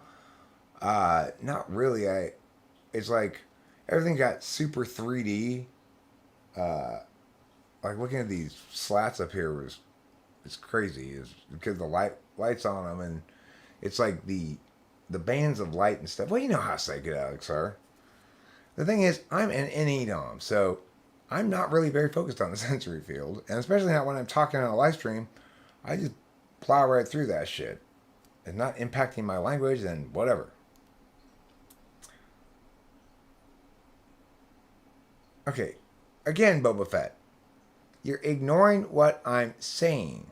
Okay, I may have overheated. That may be a factor. Okay, because I am new to trying to do this. I was told how to do it, but I didn't quite get it right away. That oh, you really have to hit it slow, or else it won't smoke. You know, it's very unlikely that I'm overheating it because I think the problem consistently was it wasn't getting hot enough um, to burn when I was inhaling faster. Right, the air was cooling it too much. So Okay, well, that's great, and maybe I could try that someday. But the point is, we don't need to worry about the drug or the ingestion method because it's proven to have that effect on somebody who's an experienced user of multiple different kinds of DMT. It was chosen and recommended specifically because it's very strong and guaranteed to work well. And I was told explicitly that I would have this breakthrough after three big hits. So let's not get confused then about things that we already know. Don't NE about NI that's set, right? The NI that's set that we know for sure is it's not a bad instance of the drug. It's not a bad delivery system. That it's the way I'm doing it is perfectly capable in general of getting me there with this particular substance that's in my possession right now. So the question then is, it may be I might be doing something wrong that's interfering with this process, overheating it, for example. That's possible. It might be that I'm ingesting it too slowly rather than getting it all at once. That's possible. It might be that it takes a few times of doing it before you really loosen up your head, just like you don't really get high the first time you smoke marijuana. That's possible. There's some things that are possible, but some things are not possible. One thing that's not possible is that I got not good DMT. That's not possible. One thing that's not possible is that the way I'm consuming it is not adequate to meet the desired outcome. That's not possible. So, we can eliminate those. We don't need to consider those any further or continue to throw out possibilities about other ways or other forms of it that I could smoke or ingest in some fashion that would successfully work. Because there's nothing wrong with the product or the application method here. We know that for sure.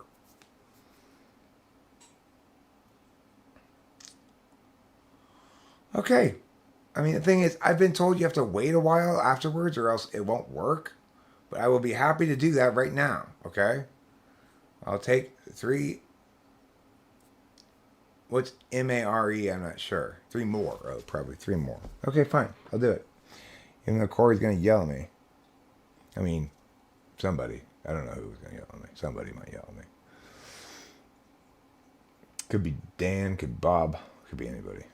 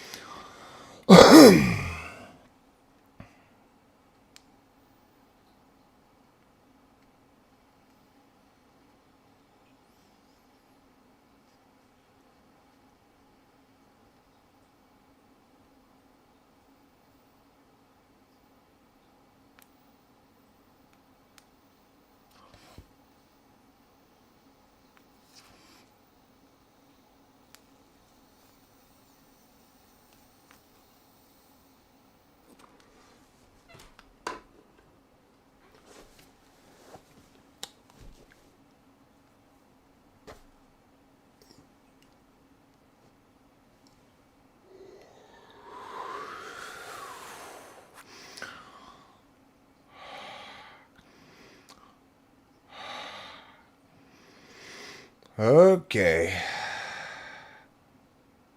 Okay. Yeah, this is qualitatively different. Oh, Jesus. Okay. I get it. I get it now. This is definitely qualitatively different.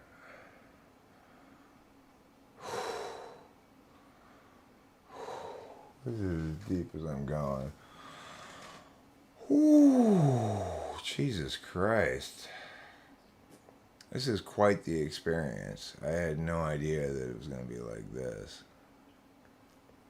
But it's still not ego death, which is nice. If there are any elves, I'd love to speak with you. I haven't experienced any elves before. Oh, it's plenty. I don't need to do any more.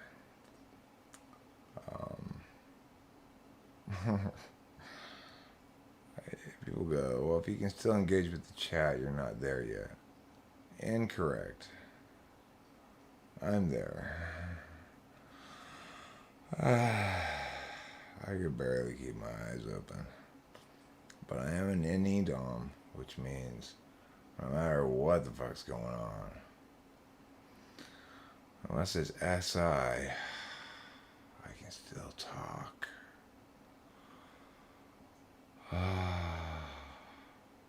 Oh my God. Oh. This is a weird experience. But still not bad. I was right in my initial conclusions that it's... Fuck, I wish I had more soda because this shit tastes so terrible. It tastes like straight up ass. It's just like, ugh. The idea of standing up to get something to drink is a little overwhelming. I can still talk no matter what kind of conditions I'm in, I'll still be talking, but standing up, that's a whole nother matter. I'm not even sure I can find the trash can seems extremely far away. Like, how did the trash can get so far away from me? I know it's not that far. And yet it appears to be so. The idea of throwing this can away is proving quite a challenge, let me tell you. And even throwing it away won't solve my problem. It's just some poor 6-slot TE. The problem is, I don't like the taste in my mouth. And I'd like to replace it with something else. The only thing I have in my reach I could replace it with are a bong rip potentially or a cigarette. I don't have... Wait. You can't see me properly right now. Because the camera's out of focus. Stupid camera. You should know better than that. Why do I have to tell you how to do your job?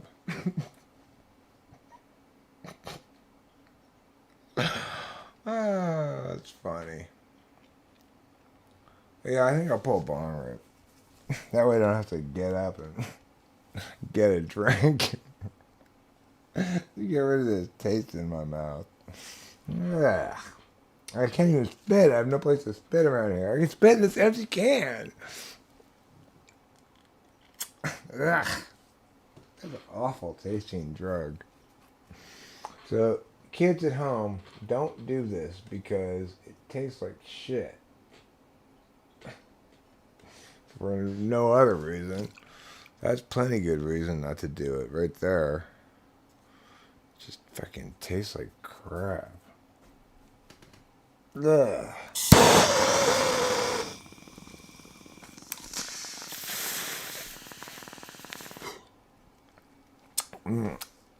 That helps a little bit. Really, I need a beverage, is what I need. Oh, this is broken through plenty, don't worry. I understand that a breakthrough dosage is it's just qualitatively different. It's not just quantitatively different. But at the same time, it preserves the safe aspects of the drug, which is, as I said, I think it's bad trip resistant, or it has a low risk for bad tripping, which is a good thing. My hand is so strange. Like it keeps it keeps being different things. Oh, okay, all this talk about everybody like you're doing it wrong, blah, blah, blah, you don't have a good drug or whatever. Okay, see what I was saying? I was telling you no, and I was right, wasn't I? But you weren't listening to me, as usual. That's just every fucking day for Eric, right? That's every day. Being right and nobody listening to him. And being right for good reasons. It's like, this is why I know this, so you can trust my knowledge. I'm not trying to just say I know it with my intentional manner. I'm saying I know it TI-wise. It's already withstood TI scrutiny. So why would you doubt me? When I'm a debate coach who is very careful about the claims he makes. Unlike you, who is not careful about the claims you make. That's the difference between us. I'm careful and you're not. You want some advice? Here it is. Be more careful, fuckers. There you go. There's some advice for you. Be more careful. Stop being so careless about everything. Then you too can be right.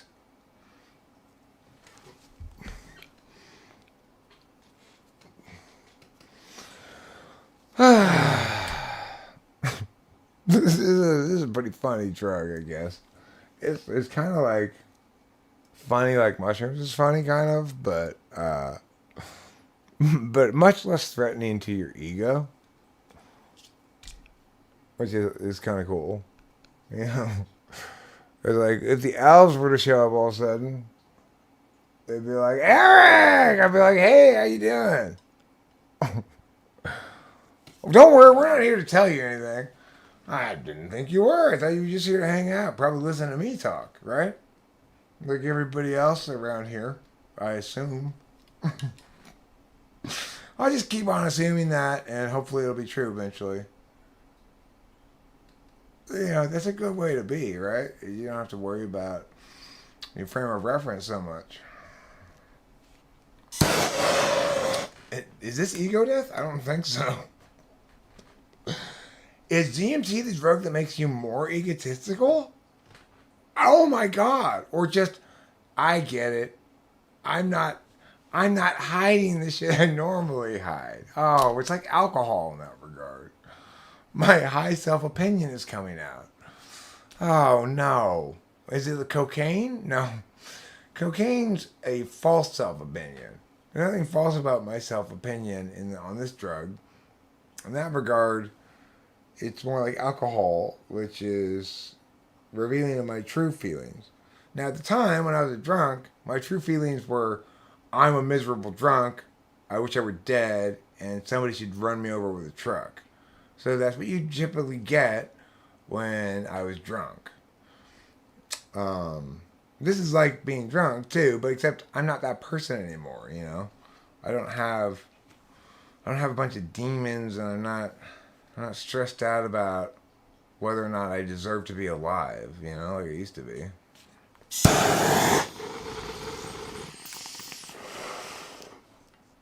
Because why bother, right? It's like, at the end of the day, if it's just bothering you, take a bath, right? It's so simple. It's like it reminds you that, oh, these fucking shit doesn't matter. I am dirty, and I find this relaxing. Ah, no words, no maps, no whatever. It's particularist where it belongs. You know, autoeroticism at its finest, even if it's not erotic. You know, it's just like auto auto care. It's self care. You know, it's like it does it. It's not map relevant, and it explains how one ought to successfully distinguish between things that are map relevant and not, and how other people fail to do so, and that's what causes all the strife in the world.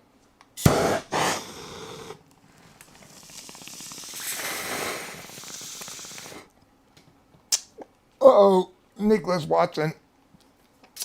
This is what it would look like if ENTPs were actually oblivious to how others see them. Shit for brains. If I were actually oblivious to how other people see me, do you think I'd be nice to you at all? No. I'd fucking slam you so hard, you'd cry for the rest of your life. I'm not oblivious. I'm the furthest thing from it. Talk about Dunning-Kruger. Is this how you're supposed to be on psychedelics? An asshole? I like this psychedelic. It's free. It's freeing. It's freeing of my FE. I don't give a fuck about FE on this drug. Probably after I'm done with this, I'll feel real guilty or whatever. But, you know, blame it on the drug, right? That's what people like to do. Oh, wait, Eric. Why aren't you no longer you and no longer responsible for things? Until that's the case, you haven't had a real breakthrough. Fuck that noise. There's no real breakthrough that denies me my responsibility for my own behavior and words, right? You can't blame something on the drug. You chose to do the drug. You're responsible for all your behavior on it, you know? I'm not reading anything at the moment. I'm just talking. I'm just extrovertedly intuiting. You know? It's like I'm not responding to anything at all. I'm in my raw element, just extrovertedly intuiting. And the distance between the thing that prompted it, in this case, a quick glance at the actual live chat, and Skygear saying, "What's Eric even reading?" I'm not reading anything except for that, and then I'm ideating about it for an indefinite period of time until I decide it's time to look at the chat again. That's me natively. That's ego death, I guess. Right? It's like, I don't care.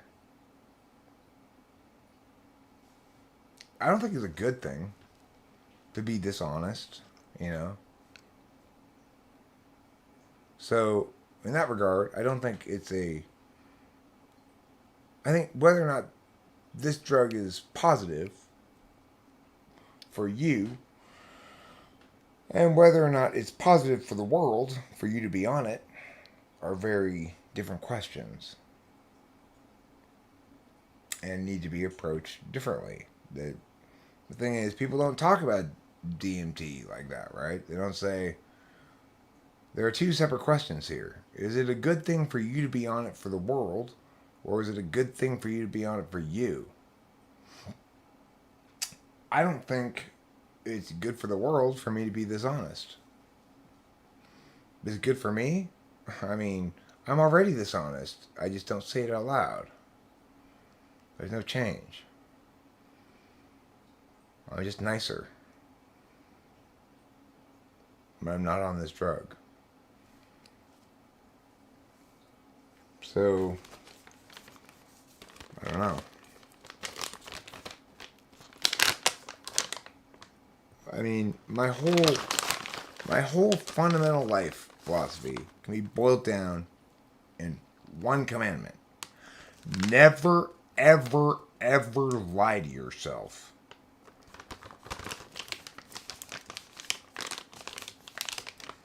Always be objective in your self-criticism. And this is, okay, there's several levels to it, right? It's like level 1 is learning to criticize yourself for most people because they're not accustomed to criticizing themselves. They get enough criticism from the world. They don't want to have to criticize themselves too, you know? Not in a meaningful way. They just want to hate themselves. Hating yourself is the fool's gold of ontology. It's like there's this sense that, oh well, at least I'm making the world just by hating myself for failing to be what I ought to be. You're not making the world just at all. Your obligation is not to hate yourself for being bad, it's to change. And hating yourself more doesn't make more justice, it makes more injustice because you're still replacing your actual obligation with a fake replacement. So, I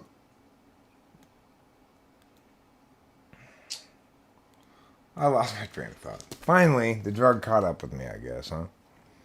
I lost my train of thought. This is the thing about people's perceptions on drugs, right? Is there's this belief that you don't think as well on drugs. I think that's entirely type specific, right? I'm still my personality type no matter what fucking drug I'm on. It may highlight certain aspects of that personality type. It may highlight certain aspects of my affect. It may make me care less or more about my affect. But I'm still me fundamentally, and I'm some expression of who I am in my cognitive function stack. I can't be anything but that. And so we make a huge mistake when we say, here's how this drug affects people. Here's how it affects what kind of people, right? It's like, if we're not differentiating on things like this between personality type, we're doing it wrong. I mean, it's kind of crazy that it's that simple, but it is. It's like you got to differentiate according to cognitive function stack, or you're always giving like advice that at best is lucky to apply, and at worst is exactly the wrong advice for people to apply. That's why we have all these contradictory aphorisms. You know, silence is golden. The squeaky wheel gets the grease. Those are fundamentally contradictory, right? But they both represent parts of human truth. Why is that the case?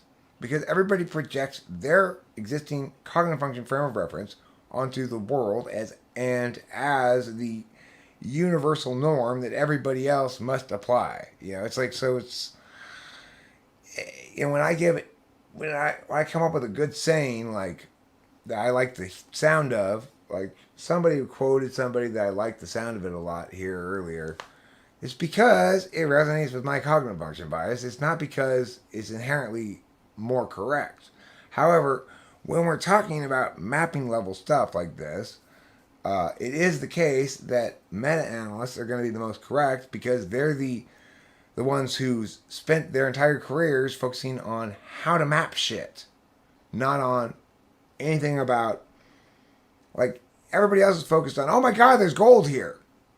We're all focused on, okay, we're all in agreement, right, about how we're going to represent gold on a map, and the gold, the extent of the gold resources available, how likely it is to be tapped out. Like, how permanently do we want to put this on the map if it's just going to be tapped out immediately as a gold resource?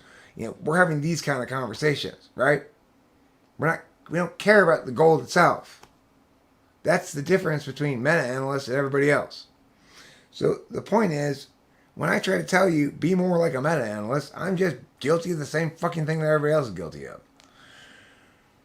And when I say instead that the problem is people aren't actually, it's like saying we haven't gotten blood types right yet.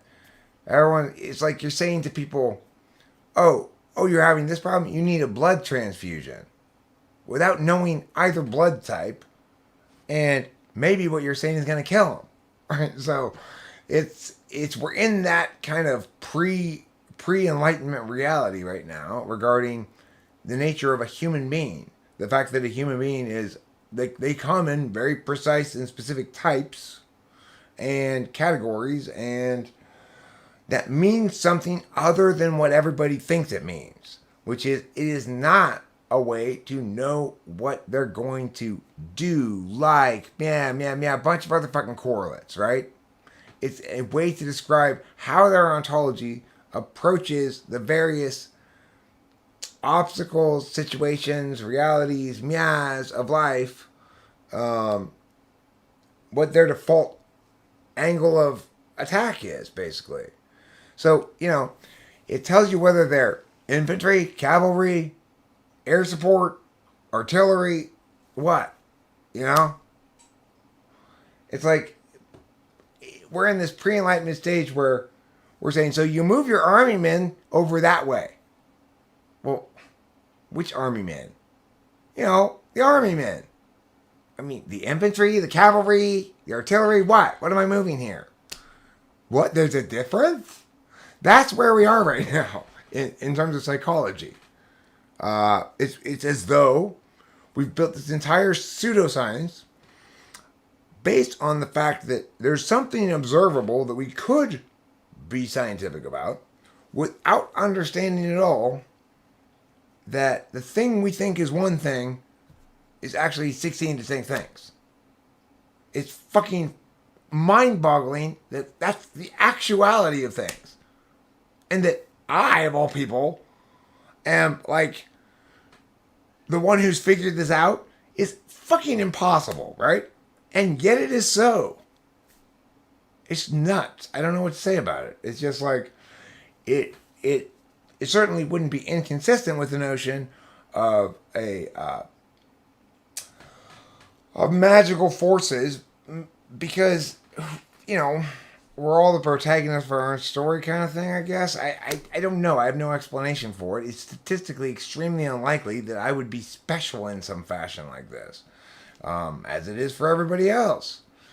I can only attribute it to my unique set of boosters and minusers that modified my ENTP into Eric Strauss. So everybody's ENTP gets modified to some extent into blah blah blah, whatever their name is, right? I don't have any other explanation for it. It doesn't seem fair. In fact, it seems the opposite of fair. Like, it's pretty obvious that when I set off playing this game somewhere that I've forgotten about, I chose the easiest setting, like lamb chop setting. It's basically impossible to lose, right? But even on lamb chop setting, you have to do some things well or try hard in some areas, or else you still won't win. And that's my reality, is I can win when the thing we're talking about is exactly in my wheelhouse, which is debate. So I'm a great debate coach, and I can put together great debate cases, and I'm what makes me write about cognitive functions. But that's not what's rewarded by YouTube. My fundamental ability to be correct and make correct cases and critique wrong cases for why they're wrong is not a good correlate with success on YouTube. Now, it might be, those skills might conceivably be shaped into something that's a good correlate, but I'm consistently not doing that, apparently. So, obviously, it's not exactly in my wheelhouse, and Ergo, I strike out. The advantage of being highly configurally overweighted in one direction is that if you're being asked to do that specific thing that you're overweighted towards, you're a beast. The disadvantage is in all other areas, you're weakened against the norm. So this is implicit definitionally. It's why I'm so robust at doing things like that, explaining in very pretty clear and decisive terms, what one can substantiate with TI, while concurrently acknowledging that the world is more than TI, right? So just because you can't substantiate something with TI doesn't mean you should dismiss it entirely. And that's another sort of expression of frame bias, right? So look at me. Here I am. I smoked DMT. I had the breakthrough. And what a surprise. I'm still yammering my fucking mouth off. I'm still an extroverted intuitor. I'm still an introverted thinker. I don't interpret this magically. I interpret this as an idea for me to pontificate about shit. Right? And to explain to the world the ways in which it's wrong, what is correct, etc. Why I've been right this whole time. And the gloves are off now. Here's an opportunity for me to speak the truth in an unvarnished way. Well, I don't know where I was going with that. There's the truth in an unvarnished way. In times like that, I sound like Obama. And just because I've come up here and wanted to speak the truth in an unvarnished way.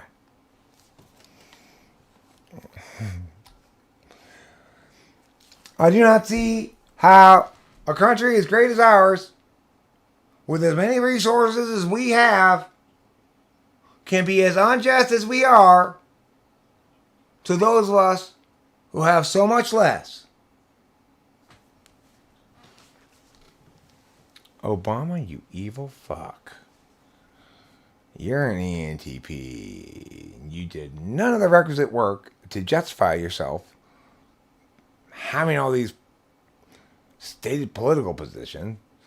And in fact, doing more than that, getting yourself elected president and implementing them without having done any of the proper intellectual work that an ENTP should do. I feel very qualified to critique you. You are not an ENFP, but you are acting like one, mister. You deserve the scolding of your constituent. Here's another, and I am as much your constituent as any other American, more so than any other American you could name. I am Obama's number one constituent. Why? Like Obama, my racial identity is up in the air. Number two, like Obama, I'm an ENTP. Number three, like Obama, I can be pretty good at convincing people, or at least sounding in ways that show people that they should feel convinced. If I wanted to do that shit, right? If I wanted to spend my time doing that shit all the time, I could do it too. The thing is, it's hubris is what it is. It's ENTP hubris. The assumption that his judgment ultimately justified his deceiving everybody more or less, in a kind of a mushiness about the truth kind of thing. The fuck? Dude, be who you are and win on its merits. Be actually that good. It's exactly what Steve Martin said. Be so good they can't ignore you. So here's the reality. People always say, Eric, you're never going to be president.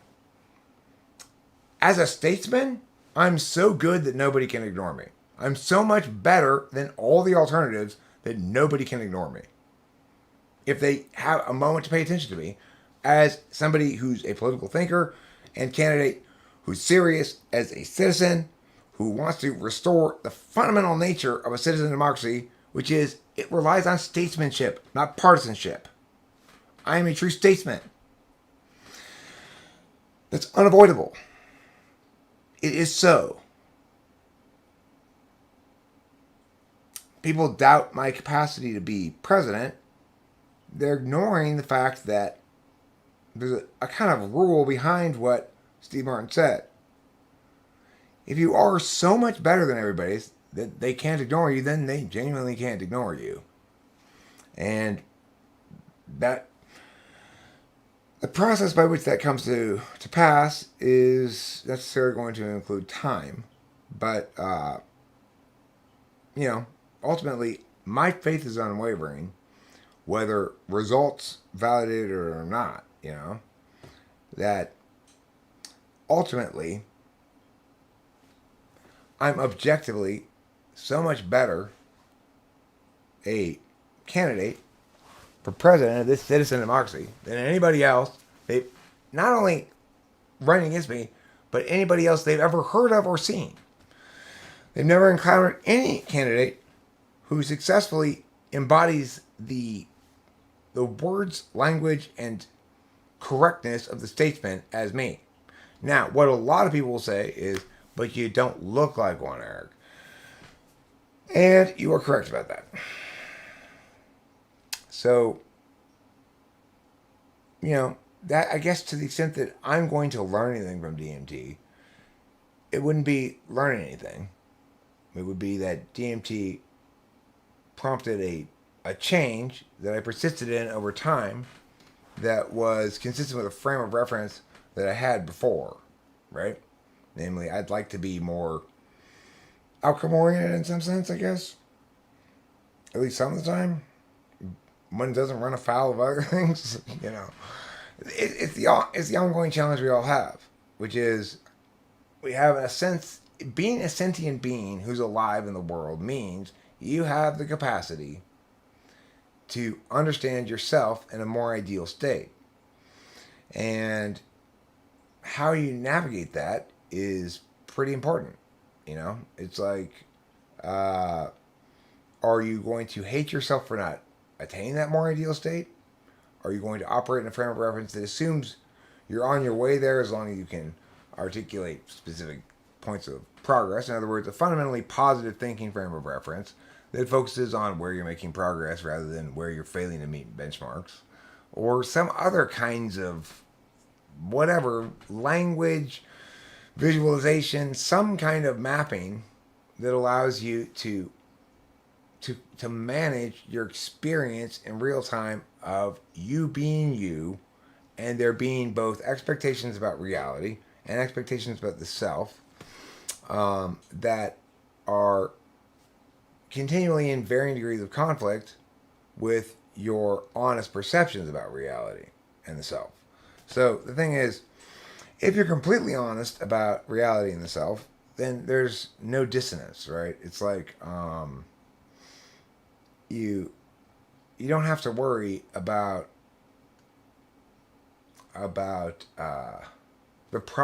one kind of problem. Okay, you don't have to worry about one kind of problem. So that's all it solves. Is that if you're completely honest, the problem's not your attachment. The problem's not just in your head or in your heart or whatever. So that eliminates that problem. But again, simply being able to confirm that it's a real problem rather than an imagined one or a subjective one or one that's going to be resistant to any kind of universal solution, which is the key thing there. It's like if I have a personal problem with my girlfriend, then no universal solution in general is going to be useful unless I'm engaged in what's universally understood to be bad behavior. So if in fact I'm doing something that's bad, there's such wide consensus that it's bad, then there's plenty of rules that people can point to and say, well, you're in the wrong because you're doing that, right? But let's say that's not the case. Neither party is guilty of anything about which there's broad consensus that that's not okay. Well, in those instances, there's literally, definitionally, no universal metric to use. And so probably in every instance like that, if you're going to give advice or suggest things, it's going to be a projection of your own experience onto them rather than anything that's useful given their situation is so defined by its particulars, right? And not by universals. Universals in general are negative, and particulars in general are positive. It's very difficult to say what a person should do. It's very easy to say what they should not do. And by what I mean by easy to say, what I really mean is easy to attain consensus. It's easy to attain consensus about a sign that says um, toddler maiming is prohibited. Okay? It's very difficult to get consensus about a sign that says everybody must play frisbee while at this park, right? Um, at least for 15 minutes. It's just sort of an arbitrary mandate, right? People are gonna go like, well, why? Why do I have to play frisbee for 15 minutes? I don't understand. And someone says, well, I'm trying to define this as a frisbee centric space. And so you have to contribute to my vision of it. Okay, city councilman who got a little too big for his britches, you know. Boy, talk about ferociously defending your one lily pad. uh, so the point is, it's not the case that I don't factor in reality or the logical framework I've constructed around the issue. The fact is, I do factor all that shit in. But it doesn't mean it's not subsumed by my nature. We are all subsumed by our own nature. I am as informed and meted up as an ENTP can be because I understand cognitive functions well. I understand that I too am just a projection of my own cognitive function bias. I get that and acknowledge it at least, right? Which you're not going to get from really anybody else who's got this frame of reference, unless they've got the sort of the powerful tool that Jungian cognitive functions gives you, and even then, only to a limited extent, until and unless they get it exactly right. Or, in other words, by get exactly right, what I mean is excise everything that's explicitly wrong, which is the best we can do at the moment, because the mapping of something like this, you're mapping something that's fluid and open system. So, in other words, you're trying to nail down things that people can't game fundamentally. So, to explain this, let me just say, let me reference something I've referenced before, which is the Milgram experiment, which is an experiment where people were instructed to give shocks to people who responded incorrectly, and instructed to continue by people in lab coats with clipboards, and saying it's important for the experiment or something. And the vast majority of people continued pressing these shocks until the person went through like the actor went through phases of like, ouch. And then like, please, no more. And they just kept on pushing the button, right? So the thing is, prior to reading about the Milgram experiment, I was much more susceptible to being exemplified by it than I am after reading about it. So reading about it, learning about it, understanding that tendency of people to go along with authority in certain contexts, and being able to generalize from that knowledge that things that are clear cues that you are doing harm to somebody against their express will, or even with their consent, but they seem to be genuinely suffering, you need to prioritize that, right? I can apply a general rule from that. And so it protects me from Milgram-esque parts of self that might otherwise be extant. Now the thing is, in that regard, cognitive functions is the most robust of all psychological frameworks, because it's the only one that can account for that open system quality. In other words, you're a TI polar, okay? And you're never going to be able to hide that, no matter how much you study TI, and you could study for the TI test a million years. As long as I'm providing you novel kinds of questions and surprising you in terms of approaches to a TI question, but it still tests just straight up logic, you will be completely at a loss. And if you don't have a workaround that includes SI or NI, and I'm structured the problem so you can't use those, you will be completely at a loss. We can reliably I can reliably show that you can't open system game TI against this approach.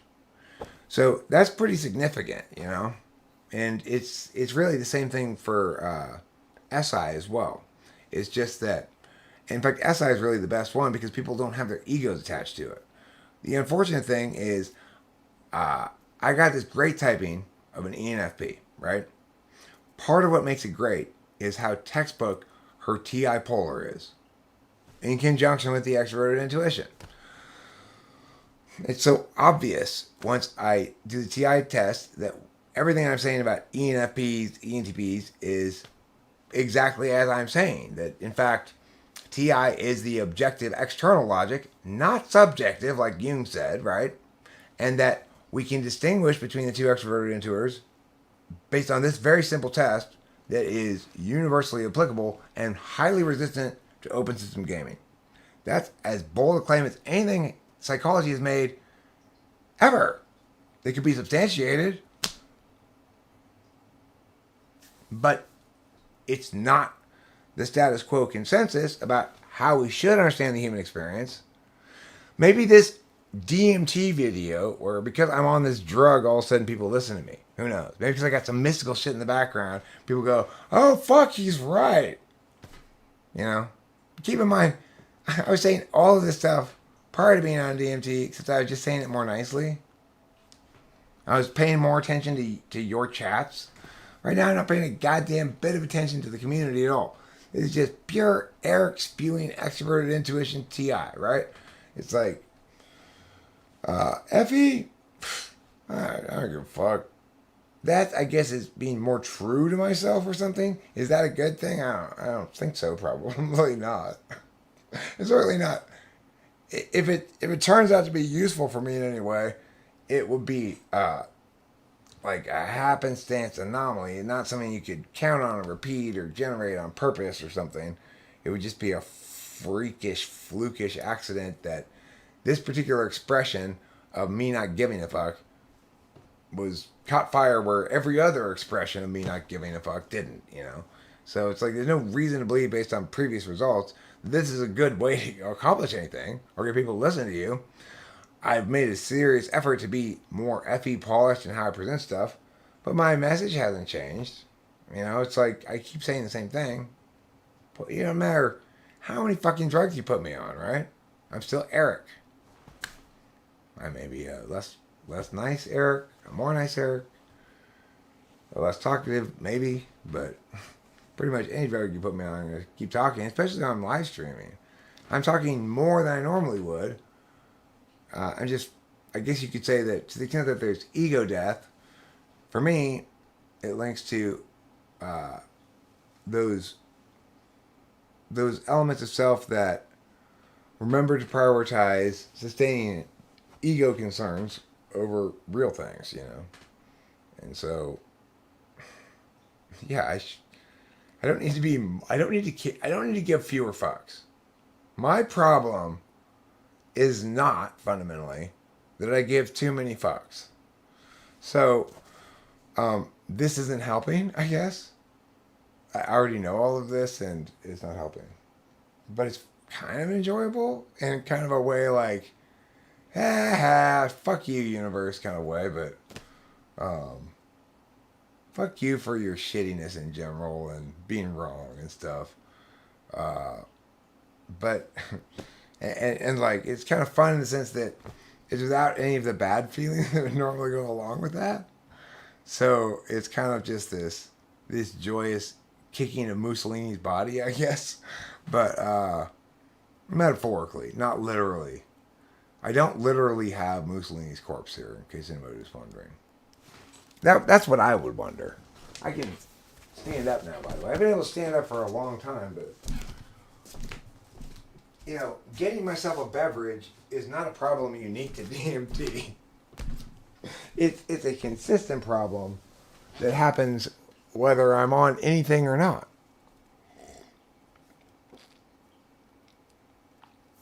No, it's fucking stupid, Mac Daddy. That's stupid magical thinking. Note, for those who were here at the beginning of this trip, Um, I get it. Okay, there's a qualitative difference when you do enough or you get it right, and when you don't. You have this breakthrough, and it's very different.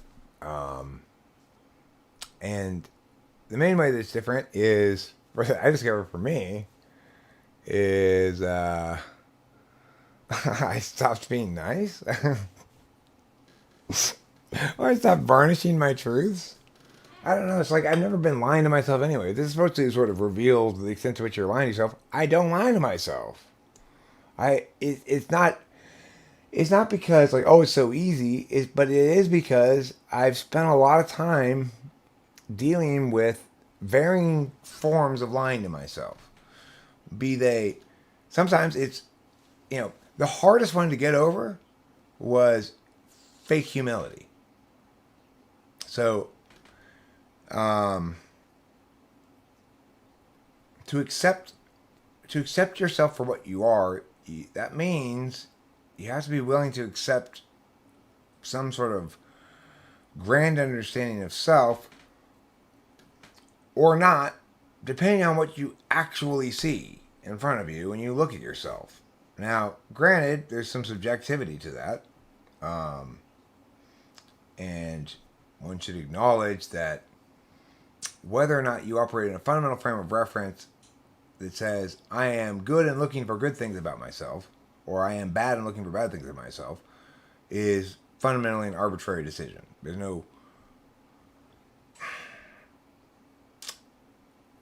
good cause to condemn people for or advocate in favor of one or the other, right?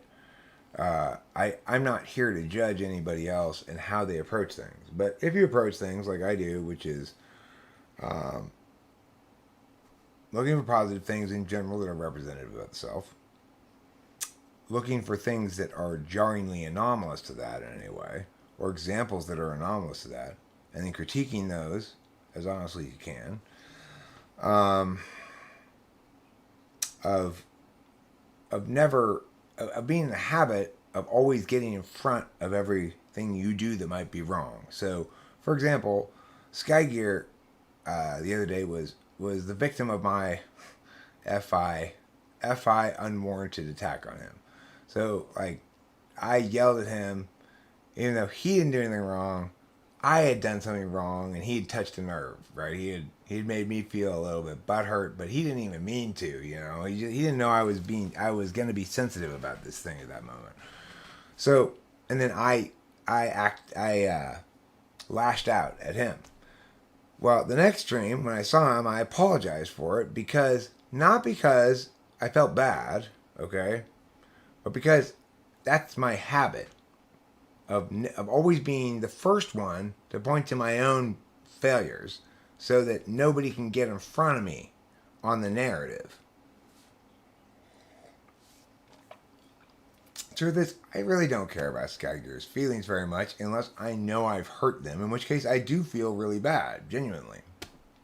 But it has to be that. It can't be, I'm offending your feelings because I'm not agreeing with your wrongness. I have to hurt your feelings by, in other words, crossing some line and failing on a particularist metric, right? So, in other words, it has to be something specific to either our relationship or me crossing some sort of verbal line. Like, obviously, I am a strong believer that nobody should ever talk shit about a person's appearance. In general, I mean, these things don't really bother me, but that's not the point, right? People shouldn't talk shit about people's appearance, age, gender, any kind of physical shit that people can't control, right? Like, and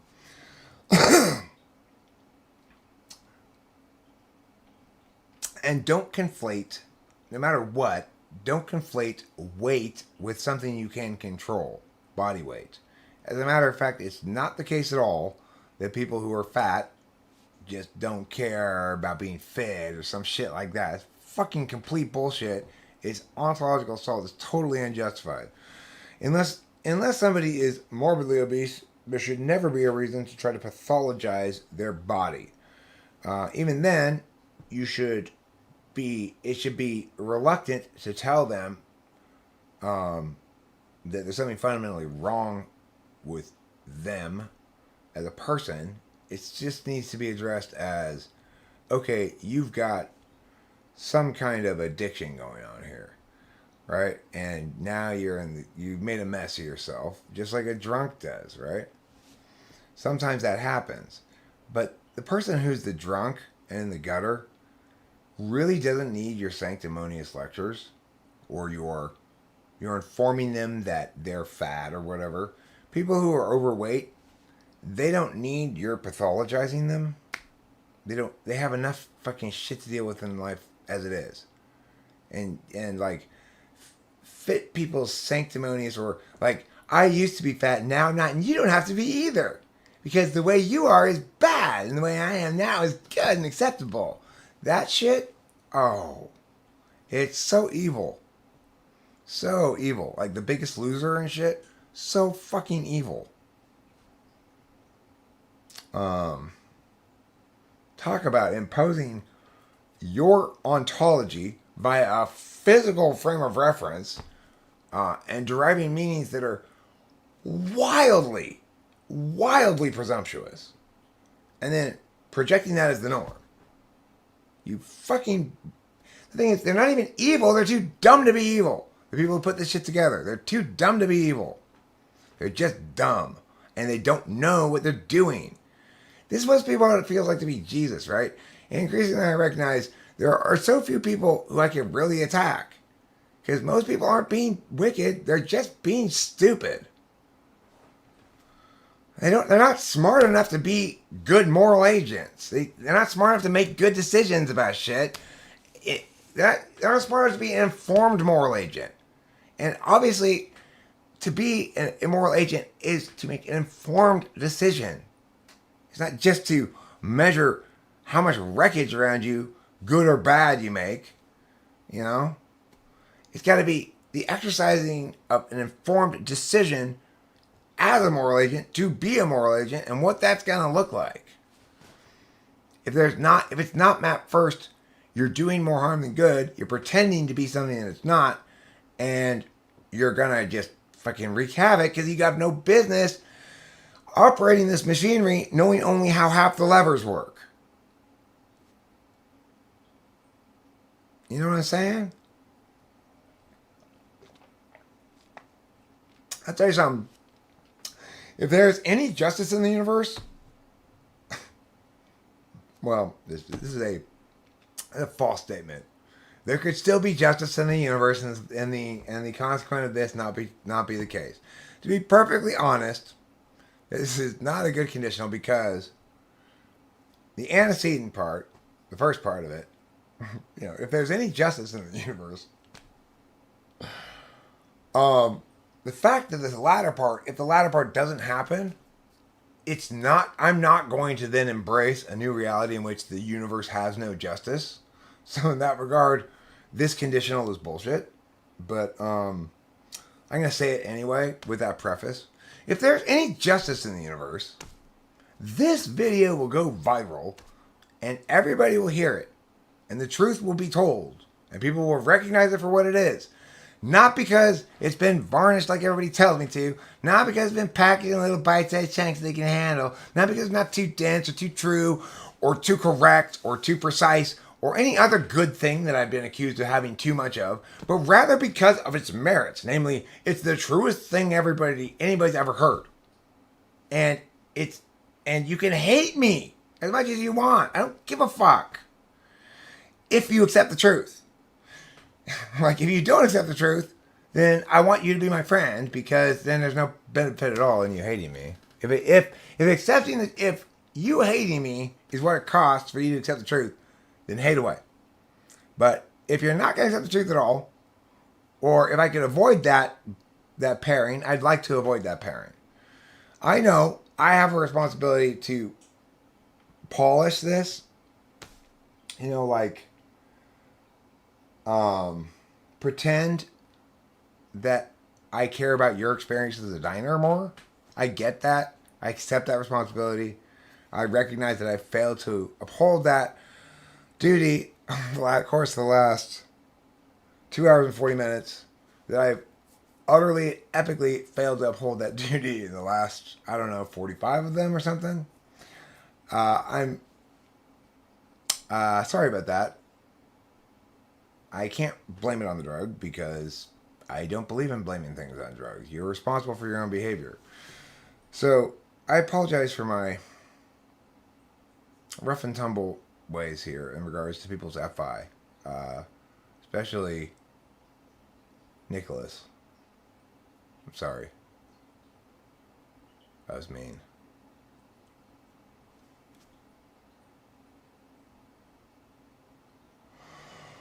I'm sorry.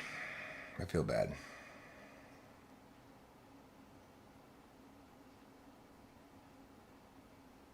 Now the rest of you can go fuck yourselves. I'm just kidding.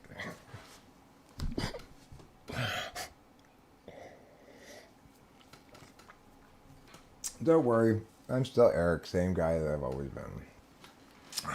As long as you keep alcohol away from me, I'm fine. It's just any bit of alcohol in me, and all of a sudden my whole life becomes a disaster. I'm like that lady right there falling into the La Brea tar pits.